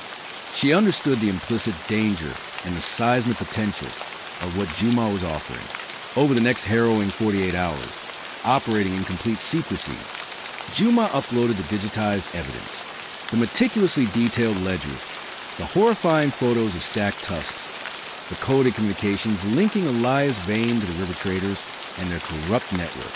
Dr. Nilies's consortium, a global collective of journalists and scientists dedicated to environmental justice, worked tirelessly cross-referencing names, verifying facts, and preparing a series of explosive articles. They meticulously planned a synchronized release, knowing that only a massive, coordinated international expose could overcome the formidable power and influence of Vane and his shadowy syndicate. When the stories broke, they detonated like bombs. Headlines screamed across the world. Ivory Kingpin exposed. Nairobi Gallery owner tied to mass elephant slaughter. The River Traders, a global network of greed and blood. The detailed financial transactions, the shocking involvement of high-ranking government officials, and the brutal efficiency of Vane's operation, laid bare with irrefutable evidence, sparked immediate and widespread outrage. International conservation organizations, backed by the scientific community and powerful diplomatic bodies, launched furious condemnations. Elias Vane, caught utterly unprepared by the scale and precision of the expose, found his carefully constructed world collapsing around him. His assets were frozen, his gallery raided, and he was arrested trying to board a private plane at Jomo Kenyatta International Airport, his usual charm replaced by a look of bewildered fury. The ripple effect was immense. The names in the ledger led to a series of high-profile arrests and resignations within Kenya's police force and government ministries. The River Traders network, though deeply entrenched, suffered a devastating blow. Their supply lines disrupted, their leaders exposed. Juma watched the news unfold from the safety of a remote wildlife conservancy, a quiet satisfaction settling deep within him. Keto's death had not been in vain, and Bola's tragic fate had fueled a righteous fire. The fight against poaching and corruption was a long, arduous one, a ceaseless war against human greed. But this was a significant battle one. The elephant of Kenya, for now, had a brief reprieve, a moment to breathe, as he looked out over the vast, wild plains bathed in the gentle light of the setting sun. Juma knew his vigilance could never waver. The vulture had been wounded, but new ones would always circle. Let's jump to next story. Story 6. Cape Town, 2009. Shimmered under a deceptively bright spring sky. Its iconic Table Mountain standing sentinel over a city of vibrant contradictions. Below its majestic slopes, wealth and beauty coexisted with pockets of stark poverty. A tension that Zara Patel, a former human rights lawyer turned private investigator, knew all too well. Her office, a modest space in a bustling district, smelled faintly of old paper and the constant, distant hum of city traffic. Zara had abandoned the slow, often frustrating grind of legal aid years ago, preferring the direct, if dangerous, pursuit of truth for those discarded by the system. Her current case, the disappearance of a young man named Musa, weighed heavily on her. Musa, a hopeful migrant from Zimbabwe, had been seeking a better life, drawn by the promise of work as South Africa prepared for the 2010 World Cup. He had approached Zara for advice on legal immigration pathways, a kind, earnest soul full of dreams. Then 2 weeks ago, he had simply vanished. Musa's family, still in Zimbabwe, had reached out to Zara in desperation, their voices choked with fear and helplessness. Musa's last known contact had been with a recruitment agency, Global Horizons Recruitment, located in a sleek, glass-fronted building downtown. The agency promised lucrative construction jobs, hospitality roles, and other opportunities for foreign workers. A beacon of hope for many desperate to escape economic hardship in their home countries. Zara had visited Global Horizons, her senses immediately on high alert. The reception area was too polished, the staff smiles too practiced, and the air too sterile. She met with Victor Jansen, the agency's charismatic owner. Jansen was a man of impeccable taste, with a confident, almost evangelical demeanor that inspired trust. He expressed polite concern for Musa, claiming the young man had simply failed to report for a placement. His explanations were smooth, his denials courteous, but Zara detected a chilling lack of genuine empathy behind his perfectly framed responses. Something was very wrong. Zara started digging, not just into Musa's disappearance, but into Global Horizons itself. She discovered a pattern of similar disappearances. Young, vulnerable migrants from across the continent, all eager for work, all drawn by Global Horizons' promises, and all vanishing without a trace after signing seemingly innocuous contracts.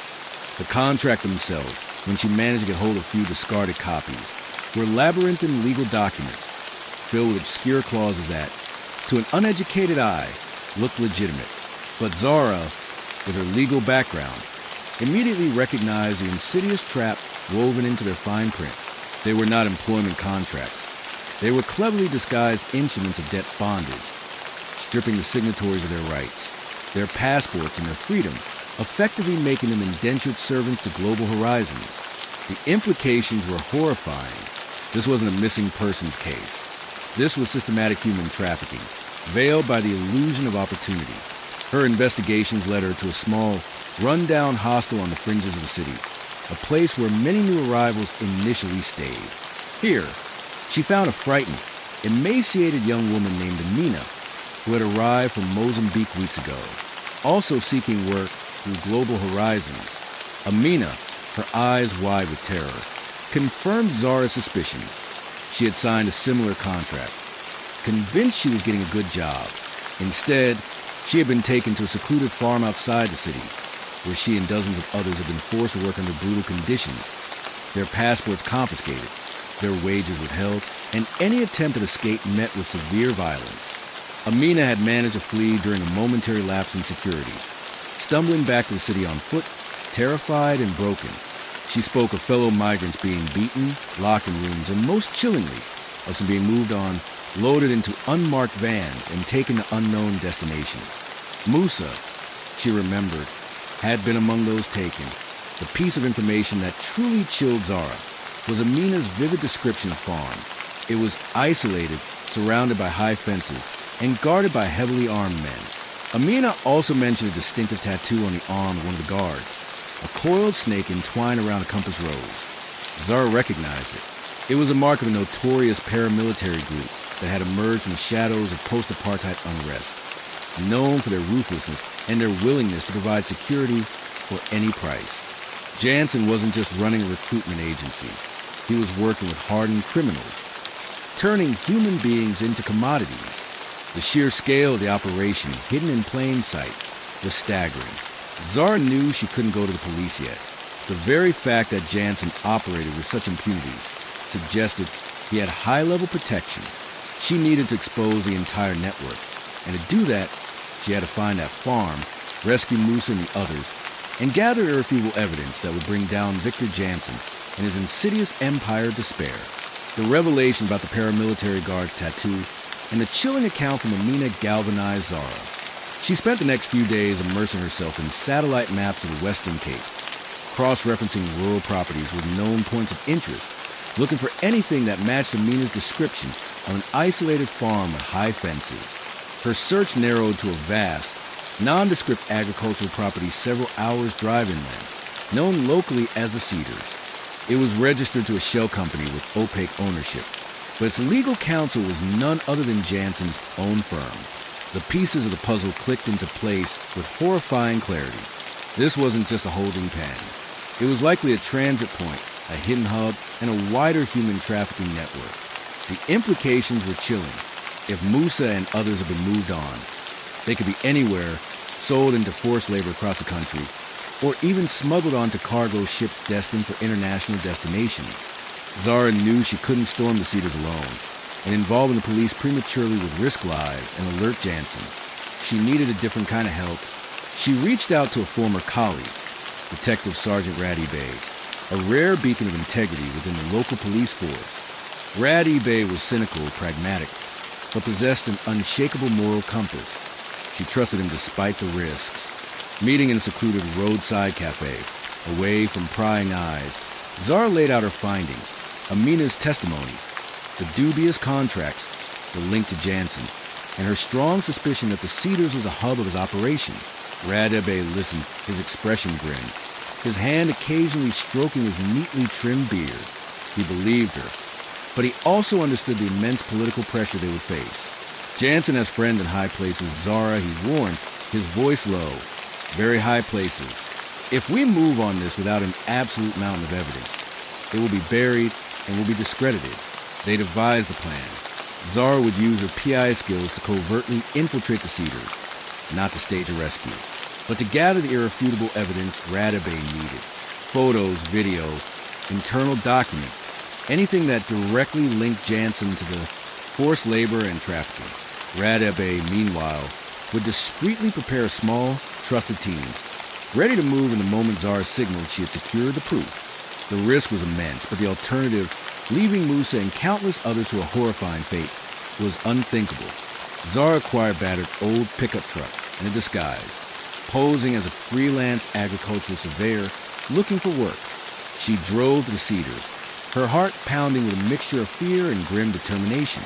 The property was indeed isolated, surrounded by a high, electrified fence, guarded by men with a coiled snake tattoo. Her cover story, practiced meticulously, got her past the initial gate. Inside, the Cedars was even more chilling than Amina had described. Rows of makeshift dormitories housed hundreds of individuals, their faces etched with despair and exhaustion. They toiled in vast, dusty fields under the scorching sun, overseen by armed guards who moved with almost casual brutality. Zara saw Musa among them, his once bright eyes dulled by suffering. Her stomach churned. She couldn't act on emotion. She had to be cold, methodical. She moved through the property, her small, discreet camera capturing every detail. The deplorable living conditions, the guards' faces, the forced labor, and most critically, a hidden warehouse where people were being loaded into sealed shipping containers, their final destination unknown. Inside the main office, taking advantage of a brief power outage and diversion she had subtly created, Zara found what she needed, a computer with an unprotected server, containing digital manifests of human cargo, encrypted communications between Jansen and international contacts, and most damningly, surveillance footage from a hidden camera on the farm itself, showing the horrific violence meted out to those who resisted. She downloaded everything onto a small, encrypted drive, her fingers flying across the keyboard. As the power flickered back on, a guard's heavy footsteps echoed outside the office. Zara barely had time to hide the drive on her person before the door burst open. It was a guard with a snake tattoo, His eyes narrowed with suspicion. "What are you doing here?" He growled, his hand going his pistol. Zara feigned innocence, stammering an excuse about a faulty power outlet. The guard, unconvinced, moved towards her, his eyes scanning the room.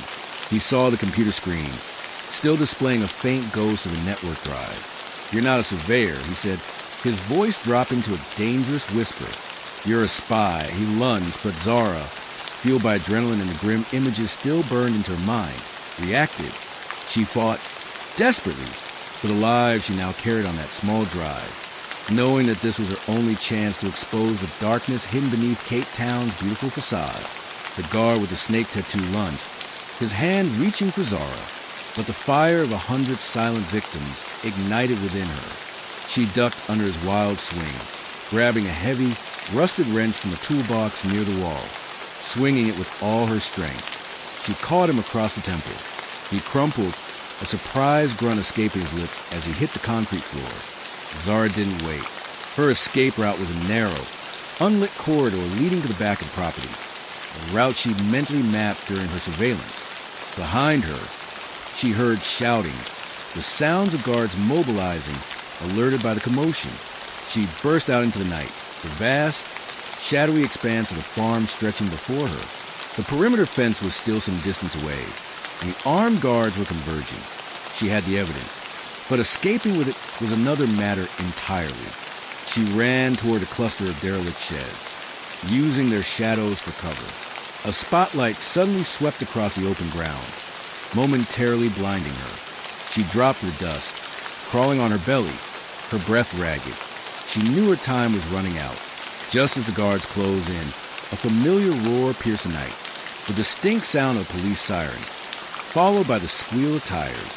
Sergeant Radebe. He had acted on her last desperate, prearranged signal. Flashing blue and red lights cut through the darkness as two police vans skidded to a halt near the main gate. Radebe, leading a small, dedicated team, leapt out, shouting orders. The element of surprise was theirs. The paramilitary guards, caught off guard by the swift, official response, hesitated, their well-oiled machine momentarily thrown into disarray. A firefight erupted, the crackle of gunfire shattering the night's false peace. Amidst the chaos, Zara saw her chance. While Radebai's team engaged the guards, she made a desperate dash for a weak point in the fence she had noted earlier, a section where the wire had been patched poorly. She clawed her way over, tearing her clothes and skin, but the small, encrypted drive was still clutched tightly in her hand. She landed awkwardly on the other side, rolling down a slight embankment into a patch of thick bush.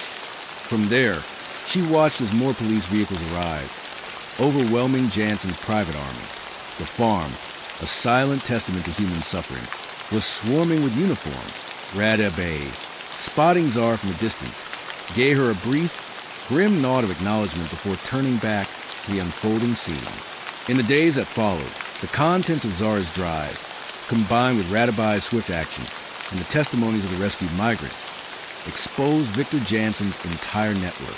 The digital manifest, the surveillance footage, and the direct communications between Jansen and his armed enforcers provided irrefutable proof of human trafficking, forced labor, and violence on an unprecedented scale.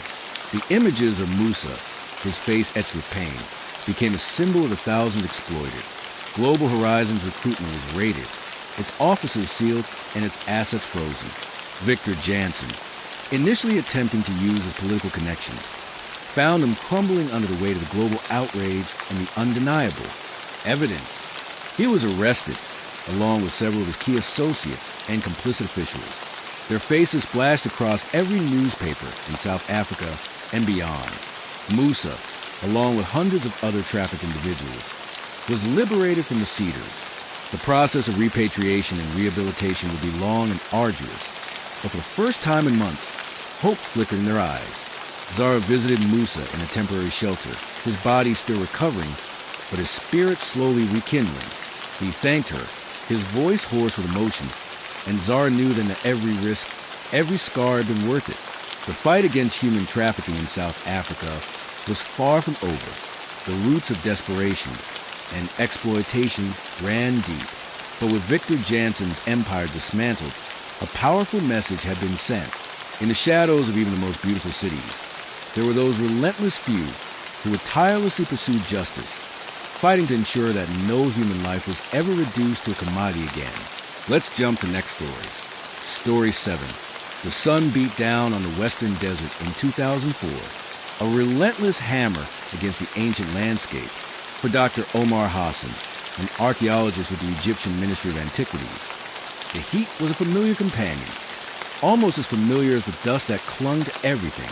His life was a delicate balance between the bustling, chaotic energy of Cairo and profound, silent whispers of history buried beneath the sands. Today, however, the silence of the desert was not peaceful. It was the heavy, suffocating silence of death. The site was a recently discovered, uncatalogued tomb near the Siwa Oasis, a place of immense historical promise.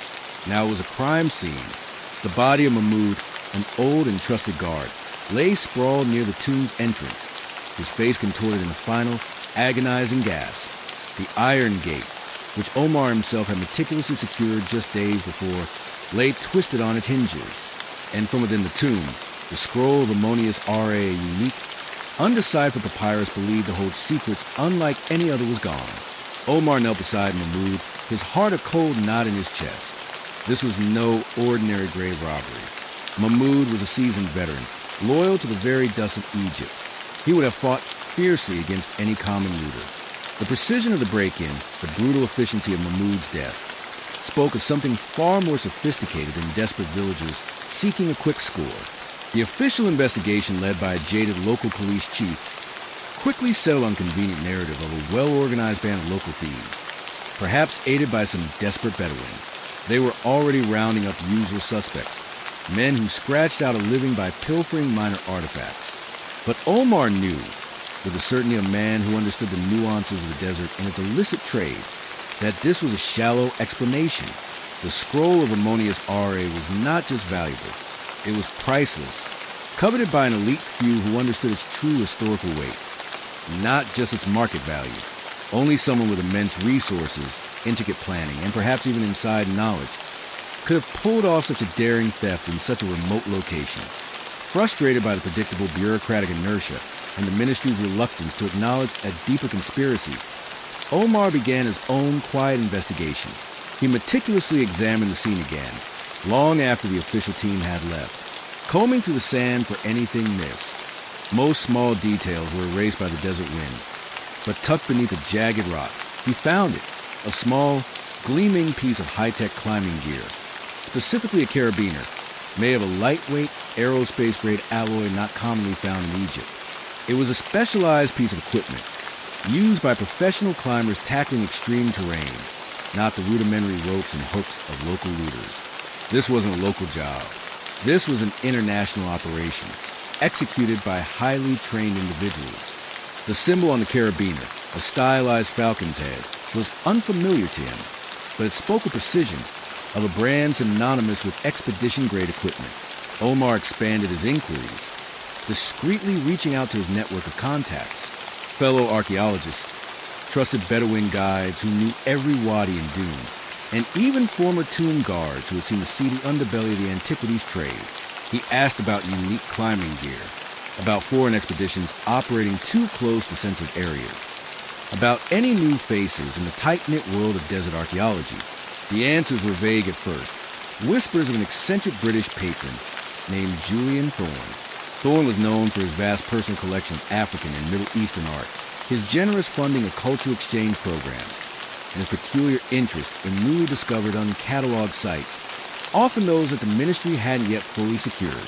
He was a celebrated figure in the global art world, lauded for his philanthropic endeavors. But a nagging suspicion began to form in Omar's mind. Thorne's expeditions always seemed to yield surprisingly rare and obscure finds, pieces that rarely made it into public museums but frequently appeared in discreet, high-value private auctions. The very concept of a respected patron being involved in such a brutal crime seemed unthinkable, almost sacrilegious to Omar. Yet, the high-tech carabiner and the unique value of the scroll of Ammonius Array pointed away from mere opportunism and toward a meticulously planned operation.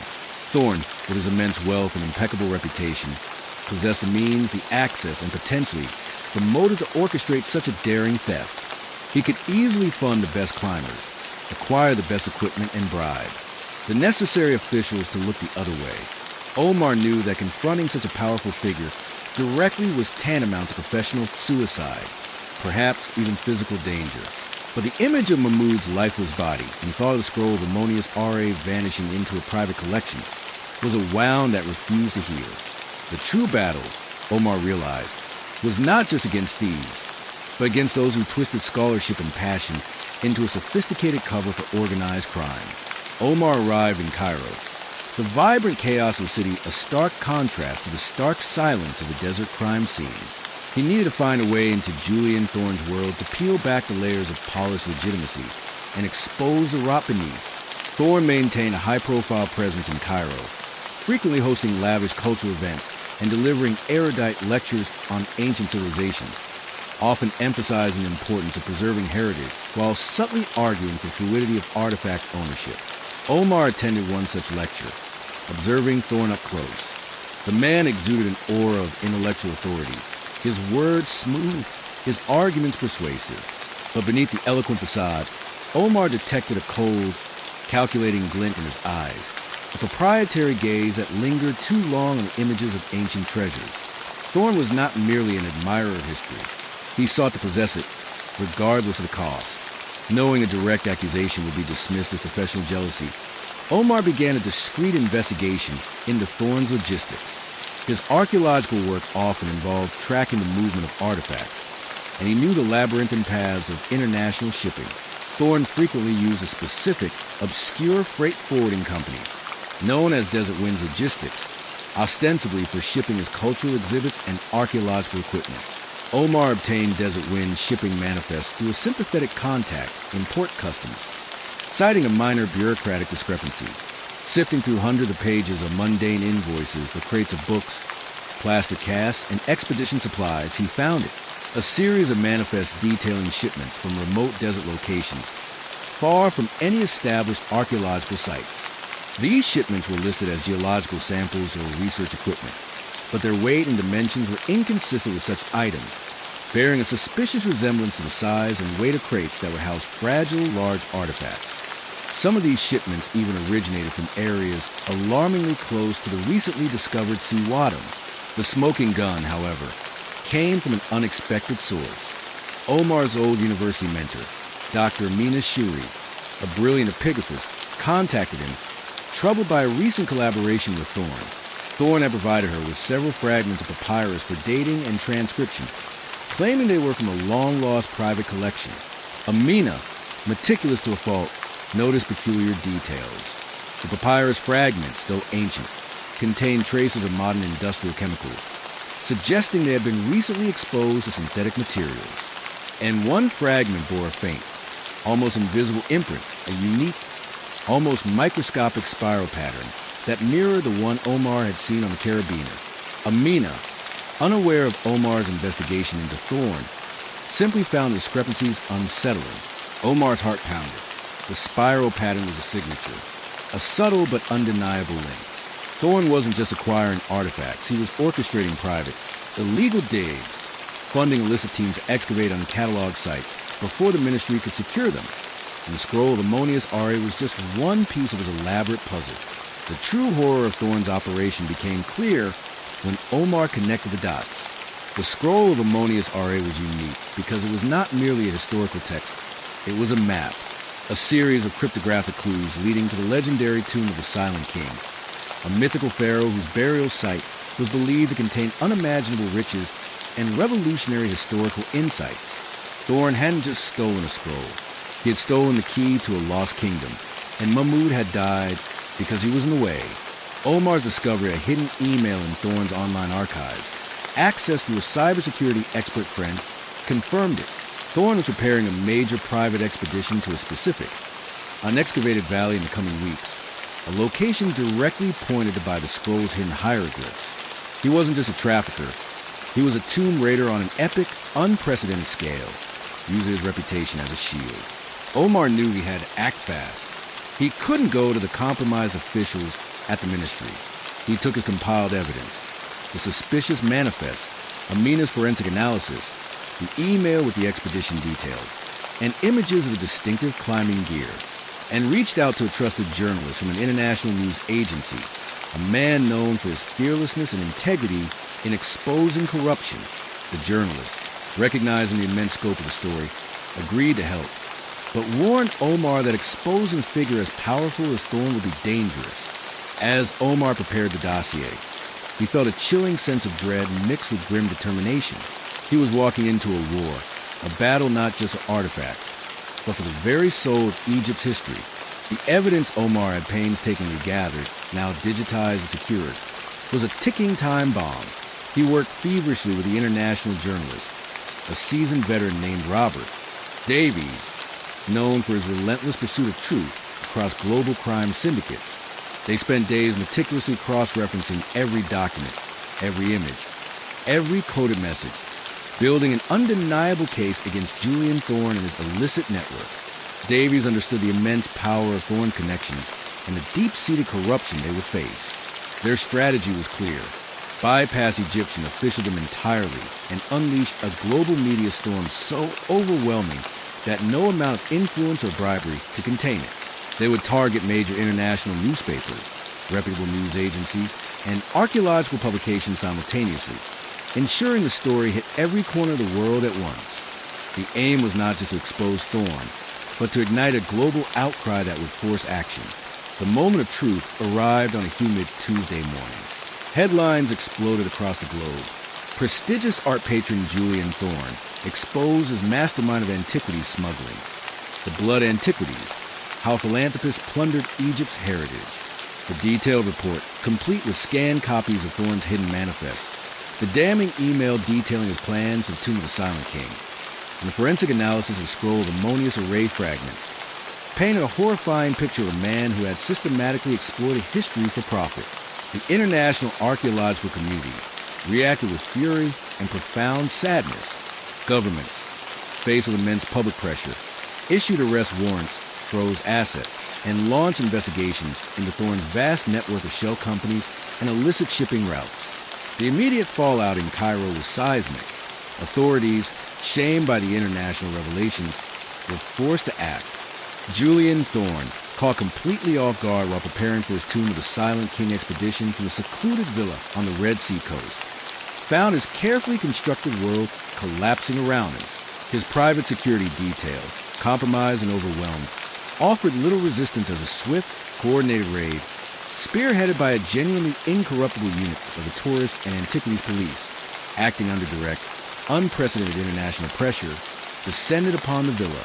Thorne, his face contorted in a mixture of disbelief and impotent rage, was apprehended attempting to destroy a satellite phone, the discovery of sophisticated excavation equipment, maps marked with uncharted burial sites, and meticulously organized processing facility for newly unearthed artifacts at the villa left no doubt of his guilt. And there, among the confiscated items, carefully rolled and shockingly intact, was a scroll of ammonious R that had been Thorne's ultimate prize, the key to his next grand theft. Its undeciphered symbols, once a source of terror, now promised redemption. Omar was there when the scroll was carefully brought back to the ministry, his heart swelling with a profound sense of relief and vindication. Mahmud's death, the silent plea of the stolen artifact, had not been in vain.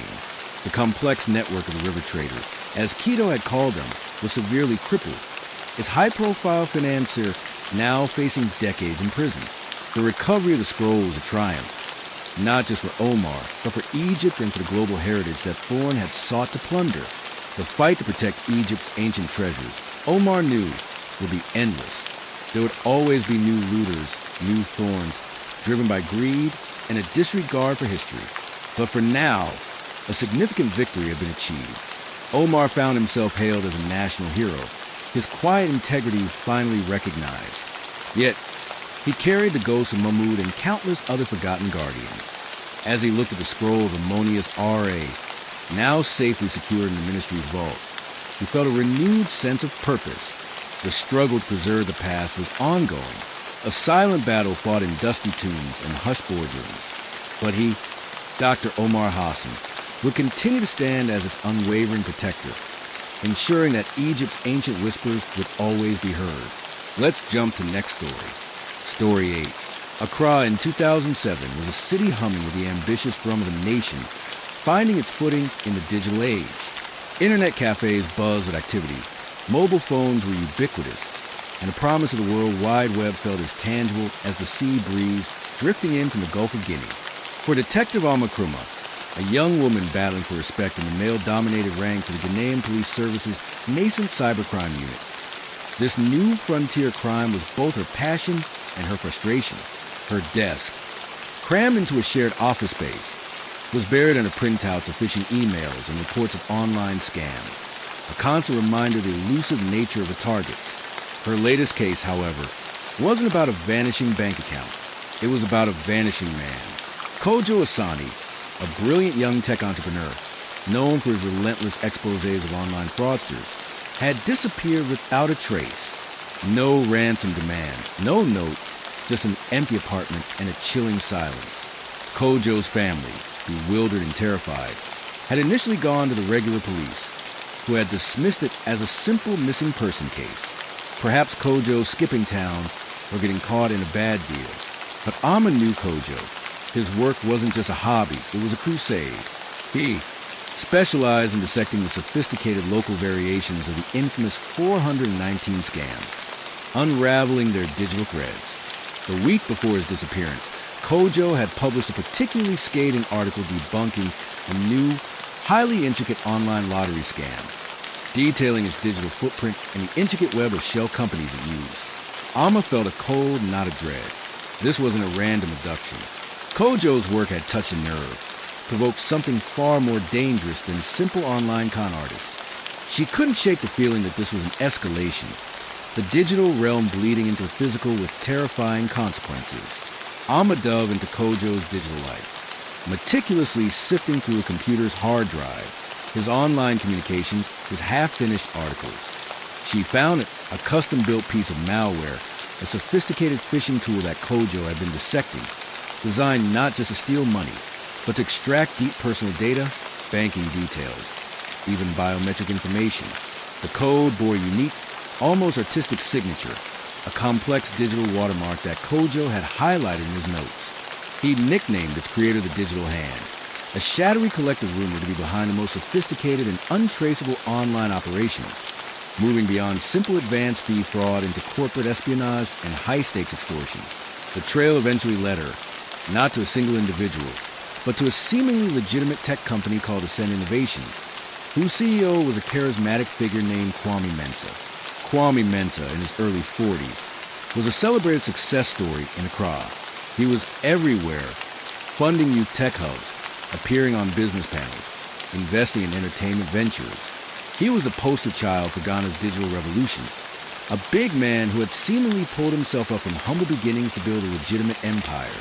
Yet whispers persisted, rumors of his rapid, almost unbelievable accumulation of wealth in the late 90s, of competitors who mysteriously vanished or went bankrupt, of his impenetrable inner circle. He had started out, some speculated, in the wild west of early internet scams, prodigy of deception before transitioning into the light. Amma's colleagues scoffed at her suspicions. Kwame Mensah? That's ridiculous. Amma. He's a national asset, a philanthropist. But Amma saw the connections. Ascend Innovations' unusually high profits, its opaque corporate structure, and the fact that its core tech seemed disproportionately advanced for a relatively new company. The digital watermark Kojo had found on the malware, she discovered, subtly mirrored a minor design element. In Ascend Innovations' corporate logo, a barely perceptible fractal pattern. She realized her department, bound by bureaucracy and swayed by Mensah's public image, wouldn't support a full investigation. This was going to be another solo mission, operating on the fringes, risking her career, perhaps even her life. She needed to connect Mensah, the public face of success, to the digital hand, the hidden orchestrator of a new, terrifying breed of crime. Her first step was to find someone, anyone, who had crossed Mensah in the past, someone who knew his darker history before he had transformed into the philanthropic tech guru. She began discreetly reaching out to old-school cybersecurity experts, to underground hackers who occasionally crossed paths with law enforcement, to the silent community of former scam victims who carried the shame of their losses like a brand. The city, usually so vibrant, now felt like a vast, intricate web of deceit, and Alma was determined to unravel it no matter the cost. Alma's investigation into Kwame Mensah, operating under the veil of official disinterest, quickly revealed that his legitimate empire was built on a foundation far more sinister than simple online fraud. The sheer scale of his wealth, accumulated in such a short period, defied logical explanation for even the most brilliant tech entrepreneur. She found frustrated former employees from his early ventures who spoke of aggressive non-disclosure agreements, of sudden wealth that arrived with terrifying strings attached, and a pervasive culture of fear that ensured absolute loyalty. They hinted at a system that went beyond mere phishing, one that extracted not just money but leverage. Mensah, it seemed, had evolved the digital hand into something far more dangerous. A hybrid criminal enterprise that blended sophisticated cyber extortion with physical coercion, using compromised data to blackmail high-profile individuals and enforce absolute silence. Her breakthrough came from a lead provided by a former hacker, a remorseful individual who had once dabbled in Mensah's early online operations.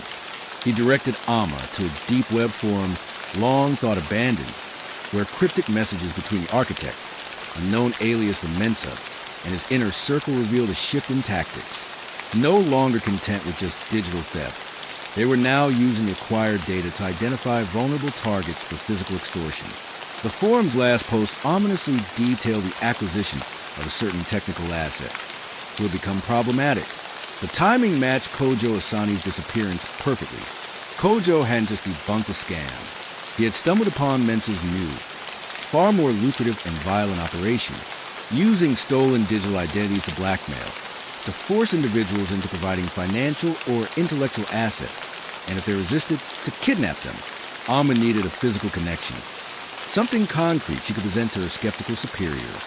She focused on Ascend Innovation's sprawling campus. It was a state-of-the-art facility, but rumors persisted about a highly restricted server farm deep within the complex, beyond the reach of even trusted employees. Her chance came through a disillusioned junior network engineer, a young woman named Okazawa, who had recently joined Ascend Innovations, drawn by its reputation but quickly unnerved by the pervasive secrecy and the armed, non-uniformed guards patrolling areas of the building.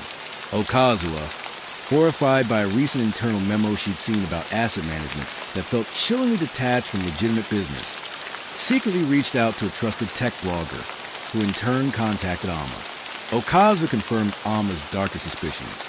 She spoke of a hidden, highly secure data center beneath the main building, accessed only by Mensah and his most trusted lieutenants. This wasn't just for Ascend's operations. It was the nerve center for the digital hand. It housed rows of servers humming with stolen data, surveillance feeds, and most horrifyingly, a live stream from a camouflage camera showing a dark, makeshift cell. And within that cell, shackled and gaunt, was Kojo Asanda. He wasn't dead. He was being forced to work for Mensah, his brilliant mind now a tool for his captors, likely creating more sophisticated malware or breaking into new systems. Okajoa had managed to copy a crucial data log from a server she had temporary access to, a detailed itinerary of Mensah's asset acquisition operations, including dates, location, and the chilling financial record of his physical extortion ring. It was irrefutable evidence Alma needed, but Mensah was not oblivious. He had begun to suspect a leak. Okajoa, increasingly paranoid, noticed heightened security, the guards conducting more frequent, intrusive patrols. Her window of opportunity was closing. She told Alma she had one last chance to extract a complete, encrypted backup of the hidden server's contents, containing all the digital hand's operations, including Kojo's forced labor and the identities of Mensah's high-profile victims. The data would be her proof, but getting it out of Ascend Innovations, past Mensah's watchful eyes and armed guards, was a near-suicidal mission. Alma knew the risk, though Kojo was immense, but the prospect of rescuing Kojo and dismantling Mensah's terrifying hybrid empire was worth everything. She had to act now, to somehow coordinate a raid on Ascend Innovations, bypassing her skeptical superiors and confronting Kwame Mensah directly in his digital fortress. The tension in Okazawa's voice was a tight wire, stretched to its breaking point. "I have it, detective," she whispered, her words barely audible over the phone. the full server backup, everything. But her relief was short-lived. They know I'm accessing the restricted network. They're coming. You have to move now. Alma didn't hesitate. She knew a direct approach to her skeptical superiors would waste precious time. Instead, she bypassed them entirely, sending an encrypted, urgent message directly to the chief inspector of the Central Investigative Department, a formidable woman known for her uncompromising stance on corruption and her trust in Alma's unconventional methods. Alma attached a heavily redacted summary of Okojo's findings, highlighting Okojo's forced captivity and the immediate threat to the informant. The chief inspector, recognizing the gravity of the situation and the reputation of Kwame Mensah, issued a swift, decisive order. Mobilize the elite special weapons and tactics SWAT unit now. Alma met the SWAT team at a staging point block from the Senate Innovations, a cold, focused determination hardening her gaze. The team leader, a grim-faced officer, listened to Alma's briefing, his expression shifting from skepticism to grim resolve as she explained the dual nature of Mensah's operation, digital slavery enforced by physical violence. The plan was precise, a lightning raid designed to breach Ascend Innovation's formidable security, neutralize Mensah's private guards, and secure the hidden data center where Kojo was being held. Just before dawn, as the city began its slow waking on, the SWAT team breached Ascend Innovations. The building, usually a beacon of modern enterprise, became a battleground. Alarms blared, and the crackle of gunfire echoed through the sterile corridors as Mensah's heavily armed private security force engaged the police. Alma, armed and moving with practiced efficiency, moved with the lead team, her mind singularly focused on Kojo and Okazwa. They fought their way through Ascend Innovation's state-of-the-art offices. The irony of a tech empire built on digital slavery and physical brutality chilling her to the bone. They located the hidden entrance to the subterranean data center. Reinforced steel door disguised as an ordinary wall panel. Explosives ripped it open, revealing a maze of humming servers and, in a makeshift cell at the far end, a gaunt, terrified Kojo Asani. He looked up, his eyes wide with a mixture of terror and disbelief, as Alma rushed to his side. "We're getting you out, Kojo," she promised, her voice firm, as the SWAT team secured the perimeter and began extracting the critical data from the servers. Kwame Mensah, caught in the heart of his digital fortress, offered no resistance. He was found in his lavish corner office, calmly deleting files from a laptop, a faint, resigned smile on his lips. His hubris had blinded him. He believed his digital empire was untouchable, his power absolute. He looked at Alma, not with anger, but with a strange, detached curiosity, as if she were merely an irritating glitch in his carefully coded universe. "You can't stop progress, detective," he murmured as handcuffs clicked around his wrists.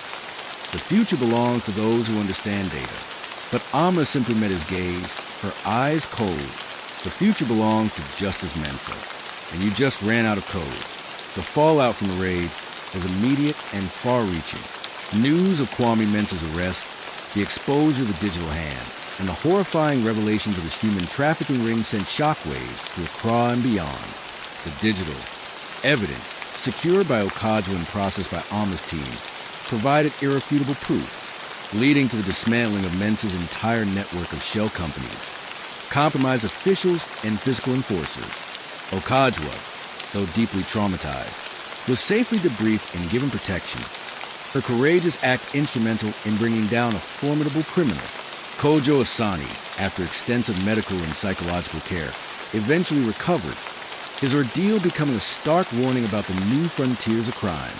Amakruma, once a dismissed voice in a male-dominated department, was hailed as a hero. Her dedication, her unwavering belief in the unseen threats, had shattered a powerful, insidious empire. The fight against the evolving face of crime was a continuous battle, but as the cross slowly began to heal from the deception and brutality of the digital hand, Alma knew that the digital frontier, like the physical one, now had a new, vigilant protector. Let's jump to next story. Story 9. The crisp, high-altitude air of Addis Ababa. In 2003 did little to dispel the sense of unease that settled over Captain Daoud Nakoan. As a veteran customs officer at the dry port, he had seen his share of illicit trade, contraband electronics, smuggled coffee, the occasional illicit antique. But nothing had prepared him for the scale of the mystery that had unfolded a week ago. A massive warehouse belonging to Phoenix Logistics, located in the sprawling industrial zone just outside the capital, had exploded with a force that rattled windows across the city. Officially, it was ruled an industrial accident, a faulty electrical system in an empty facility. Dawitt, however, knew better. He'd seen the charred remnants of the structure, observed the perfunctory investigation, and listened to the hushed whispers of local laborers who claimed the warehouse had been bustling with activity just hours before the blast. Dawitt was a man of quiet observation, his years in service honing an intuition that rarely failed him. He was tall and lean, his face etched with the silent burdens of experience, and his eyes, though often tired, missed nothing. The official narrative of the empty warehouse simply didn't add up. Why would such a large, strategically located facility, managed by a prominent logistics firm, be sitting empty? And why the rush to declare an accident before a thorough forensic examination could even begin? He felt the familiar prickle of suspicion, a feeling that usually meant he was about to step into something far bigger and far more dangerous than a simple industrial mishap. His superiors, comfortable in their routines and unwilling to challenge powerful corporate entities, waved off his concerns as overzealousness, reminding him to stick to his duties at the dry port. But Dawitt couldn't let it go. Mahmoud, a younger, idealistic officer who confided in Dawitt about seeing unusual, heavily guarded deliveries at Phoenix Logistics just weeks before the explosion, had suddenly gone silent, transferred to a remote border post without explanation, operating off the clock and on his own dime. Dawitt began his unofficial investigation. He returned to the bombed-out shell of the warehouse, risking official reprimand. The debris was still being cleared, the air thick with the acrid smell of burnt metal and concrete. He spent hours sifting through the rubble, ignoring the wary glances of the laborers. Most of what remained was twisted steel and shattered glass. But deep within a section that had been particularly shielded from the main blast, he found it. Fragments of specialized packing material. This wasn't the standard corrugated cardboard or wooden pallets used for agricultural machinery or construction materials. The legitimate goods Phoenix Logistics supposedly handled. This was a high-grade military-spec foam, designed to cushion heavy, sensitive equipment from extreme shock and temperature fluctuations. It was the kind of packing used for heavy weaponry, for advanced communication systems, or for explosives. The revelation sent a chill down his spine. The warehouse wasn't empty. It had contained something highly volatile, something they desperately wanted to erase. The packing material led him down a dark path. He cross-referenced Phoenix Logistics' recent import manifests against known international suppliers of such specialized materials, a tedious process that official channels would never tolerate. His search quickly led him to a web of shell companies and offshore accounts, all ultimately linked back to one name, Solomon Tesfaye. Tesfaye was a giant in Ethiopia, a revered export-import magnate, a philanthropist whose name adorned hospitals and schools, a man whose influence stretched from the highest echelons of government to the remote corners of the countryside. His empire spanned legitimate shipping, mining, and manufacturing, his public image impeccable. To suggest he was involved in something as nefarious as arms dealing was unthinkable to most. But Dawitt, examining the subtle discrepancies in Phoenix Logistics shipping logs, the unusually low customs declarations for certain high-volume imports, the inconsistent container numbers, felt a growing certainty. Tesfaye was no mere businessman. He was an architect of shadows, using his vast, legitimate network to move something far deadlier than consumer goods. Dawitt knew he was entering a very dangerous game. Tesfaye was untouchable, protected by his wealth, his connections, and a reputation cultivated over decades. To expose him would be to challenge the very foundations of power in Ethiopia. Yet, the image of Mahmoud's haunted eyes before his sudden transfer, and the sickening realization of what that high-grade packing material implied, fueled his resolve. He wasn't just chasing a smuggler. He was chasing the source of regional instability, the unseen hand that profited from conflict and suffering. He had to find the proof, the undeniable evidence that would shatter Solomon Tesfaye's carefully constructed facade and reveal the arms dealer lurking beneath the philanthropist. Dawitt's investigation into Solomon Tesfaye was like navigating a vast, intricate web of deceit, each strand seemingly legitimate, but all woven together by a dark, hidden purpose. Tesfaye rarely left his opulent Addis Ababa estate, conducting his empire's affairs from behind layers of security and loyal personnel. His public appearances were always carefully orchestrated, showcasing his generosity and vision. Dawit knew he couldn't directly confront him. He needed to infiltrate the logistics of Phoenix Logistics, the heart of Tesfaye's presumed arms operation. He focused on the company's transport division, specifically the long-haul trucks that crisscross Ethiopia, often disappearing into the remote semi-arid regions bordering volatile areas. These routes were rarely scrutinized, their cargoes rarely questioned, operating under the guise of an independent transport auditor. Dawit spent weeks observing Phoenix Logistics truck depot. He noticed subtle anomalies. Certain convoys, despite carrying mundane labels like agricultural machinery or medical supplies, were always heavily guarded by private security contractors, their faces grim and uncommunicative. These convoys move at odd hours, often bypassing standard checkpoints or taking circuitous routes through remote, unpaved roads. He also observed that these specific trucks, unlike others, always carried highly specialized, hardened containers, far more robust than what was needed for civilian goods. His attempt to get closer, to discreetly examine the manifest of these particular shipments, were met with cold stares and polite, but firm redirection from Tesfaye's security. He was watched subtly at first, then more overtly. A few times, unmarked cars followed him. His phone developed strange static. The message was clear: back off. The breakthrough came from an unlikely source, an aging, disgruntled truck driver named Abebe. Abebe had worked for Phoenix Logistics for decades, his loyalty eroded by Tesfaye's increasingly ruthless methods and the alarming nature of some of his recent deliveries. Abebe, haunted by the memory of children he'd seen caught in crossfire in regions where his trucks often delivered, cautiously agreed to meet Dawit. He spoke in hushed tones, fear etched deep in his eyes, revealing the horrifying truth. Phoenix Logistics wasn't just transporting arms. They were assembling them. Tesfaye operated a series of hidden mobile assembly points in remote border regions, where components shipped as machinery parts were quickly put together into assault rifles, heavy machine guns, and even anti-tank missiles. The explosion at the warehouse, Abebe confirmed, was no accident. It was a deliberate act by Tesfaye's men to destroy evidence after a batch of faulty explosives caused a fatal accident during assembly.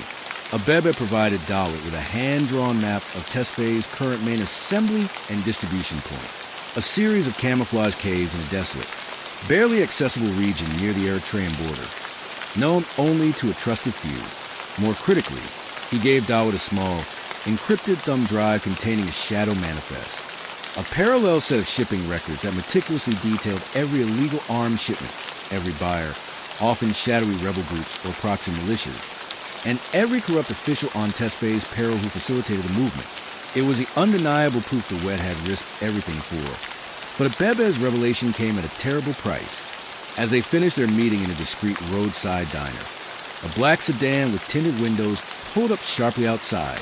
Abebe's eyes widened in terror.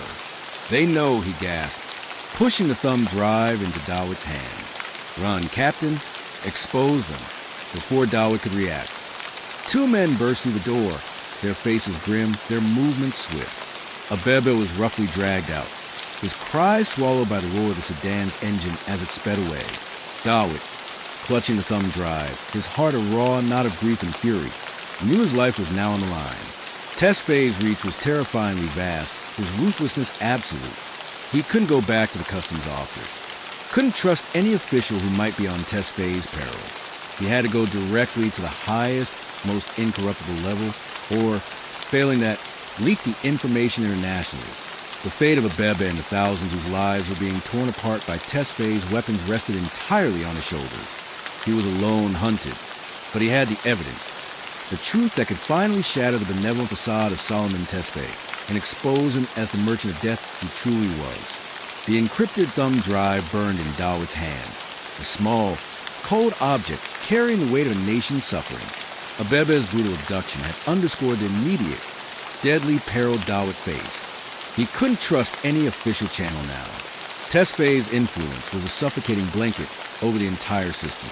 Dawit knew his only chance lay with an individual who operated beyond the reach of local corruption, General Bekele, a revered figure in the Ethiopian military, known for his unyielding integrity and his fierce loyalty to the country, not to its politicians or businessmen.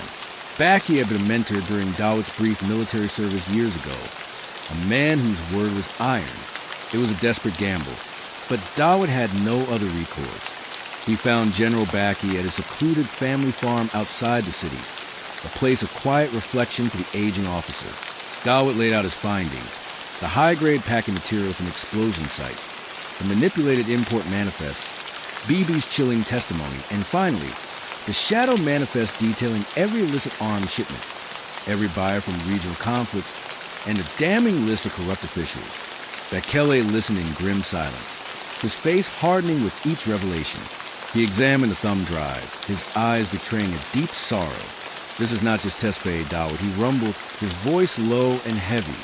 "This is a cancer that has spread deep, but you, my son, have cut it out." Bekele wasted no time. He understood the urgency, the need for absolute secrecy. He activated a small, highly trusted counterintelligence unit, loyal only to him, bypassing the compromised chains of command entirely. Their mission: a surgical strike to dismantle Tesfaye's operation. The action unfolded with swift, brutal precision, operating under the cover of night.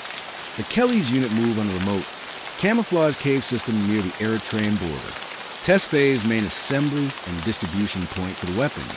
The element of surprise was complete. Tesfaye's private militia, accustomed to easy passage and unmolested operations, was caught off guard.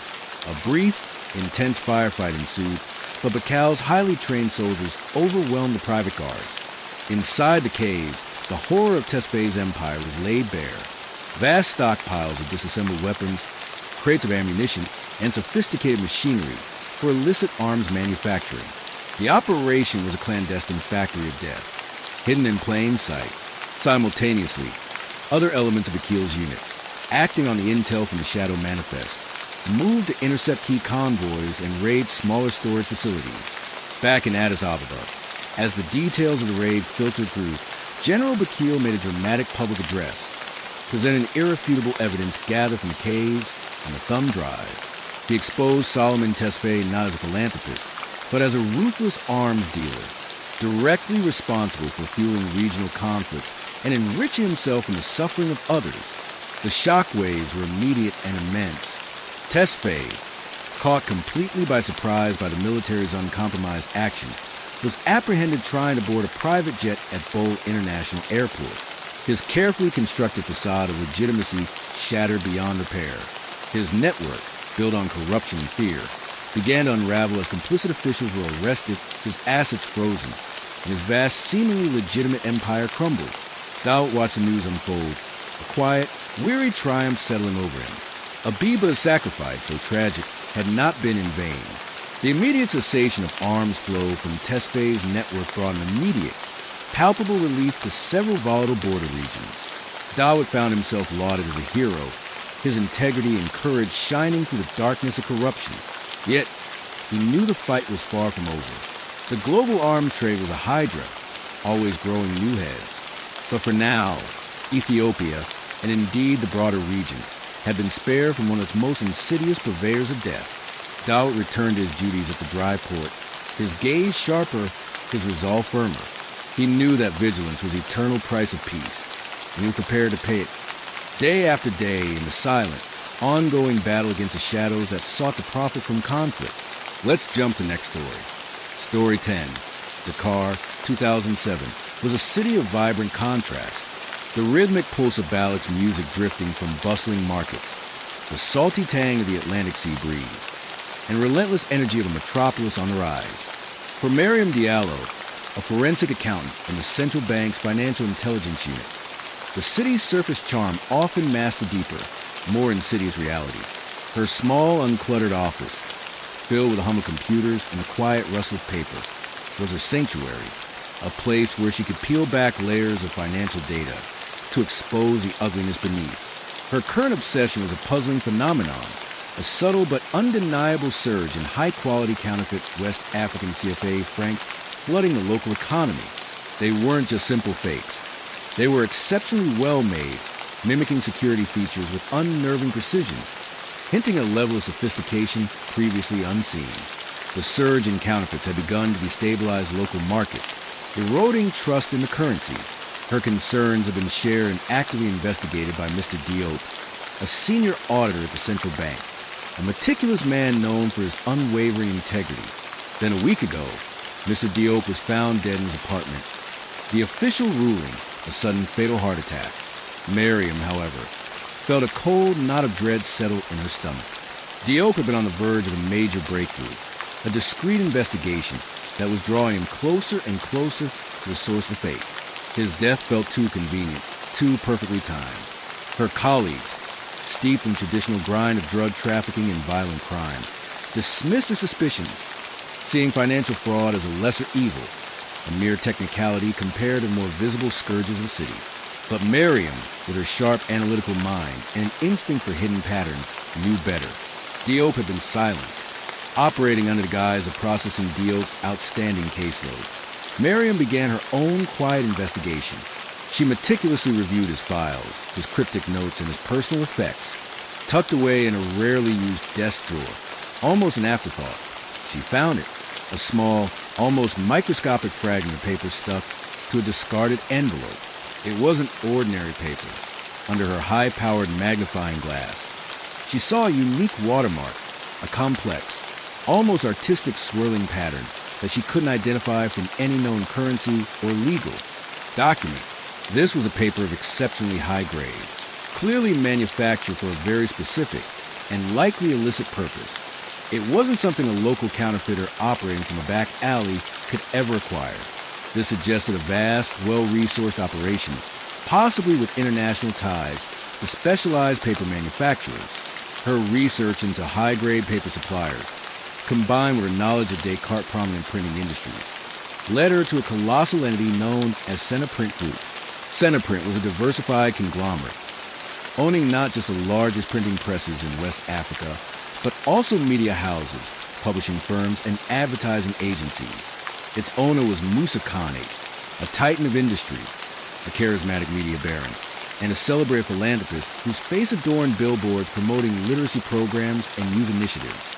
Khanate was a national icon, a man whose influence stretched into every corner of Senegalese society, from the highest political offices to the most bustling marketplaces. The idea that such a man, a pillar of the community, could be involved in something as insidious as counterfeiting currency seemed preposterous, almost sacrilegious to Miriam's colleagues. Yet, the unique watermark on the paper fragment, combined with the scale and sophistication of the counterfeit notes, pointed chillingly towards an operation only someone with Coney-test resources and access could orchestrate.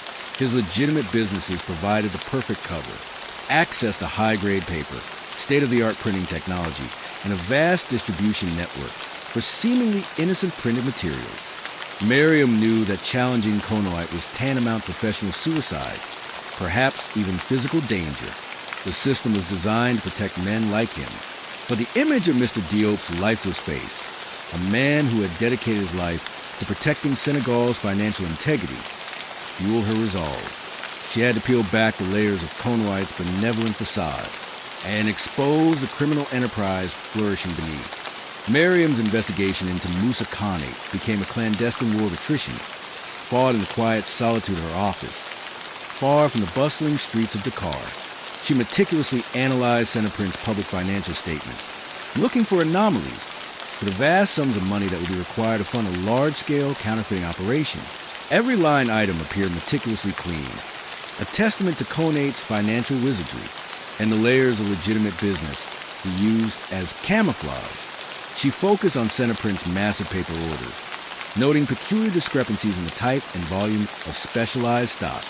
Some orders, declared as high-quality book paper, were far too large for their stated purpose, hinting at a darker, unlisted use. She discreetly consulted with contacts in the international paper industry, learning a specific type of security paper that, while not explicitly currency paper, could be manipulated to mimic its texture and security features, a material that Centerprint had been acquiring in suspiciously large quantities. Her efforts to find an insider within Centerprint were met with a wall of fear and loyalty. Connet's employees were either fiercely devoted or too terrified to speak. Then a chance encounter provided a sliver of hope. She tracked down a former Centerprint employee, a printer named Kareem, who had left the company abruptly 2 years ago, reportedly due to a health crisis. Kareem was living a quiet, almost reclusive life in a small village outside Dakar, his hands trembling, his eyes holding a haunted, knowing look. He refused to speak at first, fear paralyzing him. But Miriam, appealing to his conscience, to the quiet integrity she sensed beneath his terror, eventually broke through. Kareem, in hushed, fearful tones, confirmed her darkest suspicions. Centerprint operated a hidden printing facility, deep within its sprawling complex, a section known only to a select few. It was there that the high-grade counterfeit CFA francs were produced, not just for local markets, but for wider distribution across West Africa. Kareem had been part of the early setup, recruited for his exceptional printing skills. Before the true nature of the operation became clear, and he fled in terror. Kareem also revealed the chilling sophistication of Konate's operation. Mr. Diop, the central bank auditor, had been on the verge of uncovering a critical detail.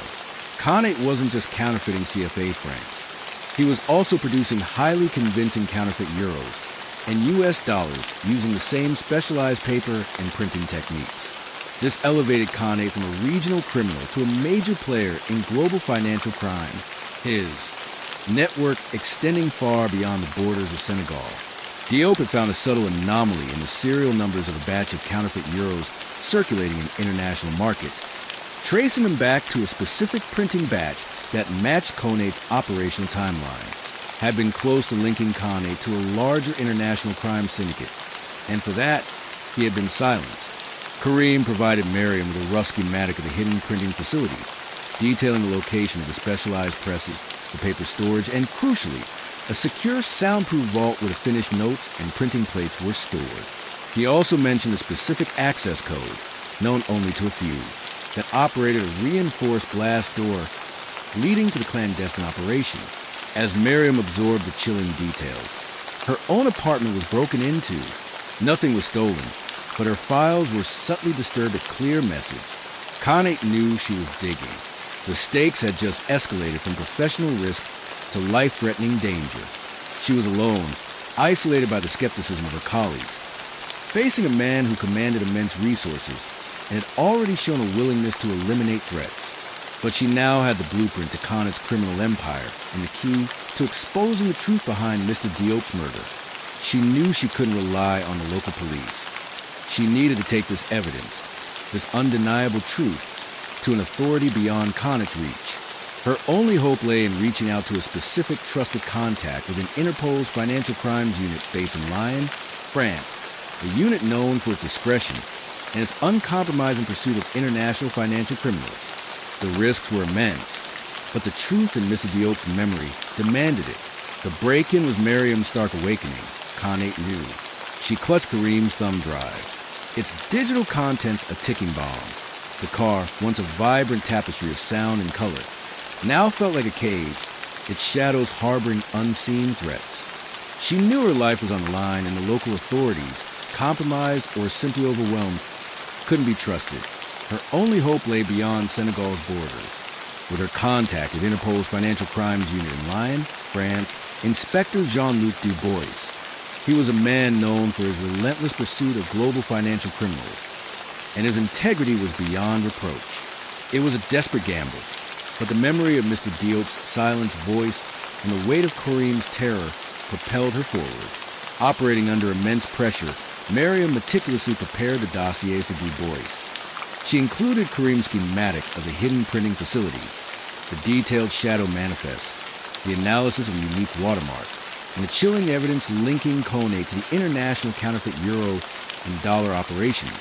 She secured the data, encrypted it, and used a series of dead drops and secure communication lines to transmit it to Dubois, knowing that every step was fraught with peril.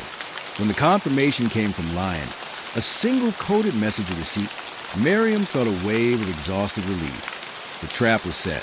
The coordinated sting operation unfolded with quiet precision, spearheaded by Interpol and aided by a small, hand-picked unit of incorruptible Senegalese National Gendarmerie, brought in underdue Boyce's direct command. They bypassed standard police channels, moving under the cloak of night. The target? Centerprint Group's sprawling complex. The element of surprise was paramount. Using Kareem's schematic and the access code he had provided, the Joint Task Force breached the reinforced blast door leading to the hidden facility beneath the main building. The scene within was chilling, rows of state-of-the-art printing presses, humming with malevolent efficiency, churning out crisp, new counterfeit CFA francs, euros, and US dollars. Stacks of freshly printed bills lay piled high, ready for distribution. The air was thick with the scent of ink and the stench of illicit wealth. Musa Khanate, alerted by frantic calls from the security detail, arrived at Centerprint in a desperate attempt to salvage his crumbling empire. He found his elite guards overwhelmed, his hidden operation exposed. His face, usually a mask of calm charisma, contorted into a snarl of disbelief and fury as he saw Inspector Dubois, flanked by the gendarmerie and a triumphant Mariam. This is impossible. Khanate roared, his voice cracking with rage. You cannot touch me. I am Khanate. But Dubois, holding up a forensic analysis report confirming the authenticity of the counterfeit notes, simply offered a cold, professional smile. Your reign of deceit ends now, Mr. Khanate. Your fortune was built on sand, and it has finally crumbled. Khanate's arrest sent shockwaves throughout Senegal and the international financial world. His vast business empire quickly unraveled as authorities moved to freeze his assets and seize his properties. The forensic evidence, meticulously gathered by Merriam and confirmed by international experts, led to a cascade of arrests, dismantling Khanate's intricate network of distributors and corrupt officials who had turned a blind eye for years. The sheer scale of the counterfeiting operation, revealed in painstaking detail, exposed not just Khanate's depravity, but the vulnerability of global financial systems to sophisticated criminal enterprises. Mariam watched the news reports from her humble office, quiet sense of triumph mixing with profound weariness that had settled deep in her bones. Mr. Diop's death had been avenged, and Kareem, now under witness protection, was safe. The flow of high-quality counterfeits into the West African economy gradually subsided, a testament to the blow they had dealt. Mariam was hailed as a national hero, her meticulous work and unwavering courage finally recognized. She knew that the battle against financial crime was an endless one, constant evolution of wits against deceit. But as the sun set over the car, painting the sky in fiery hues, Miriam knew she had fought a good fight, safeguarding her nation's financial integrity, one hidden discrepancy at a time. The quiet accountant had proven to be the most formidable detective of all.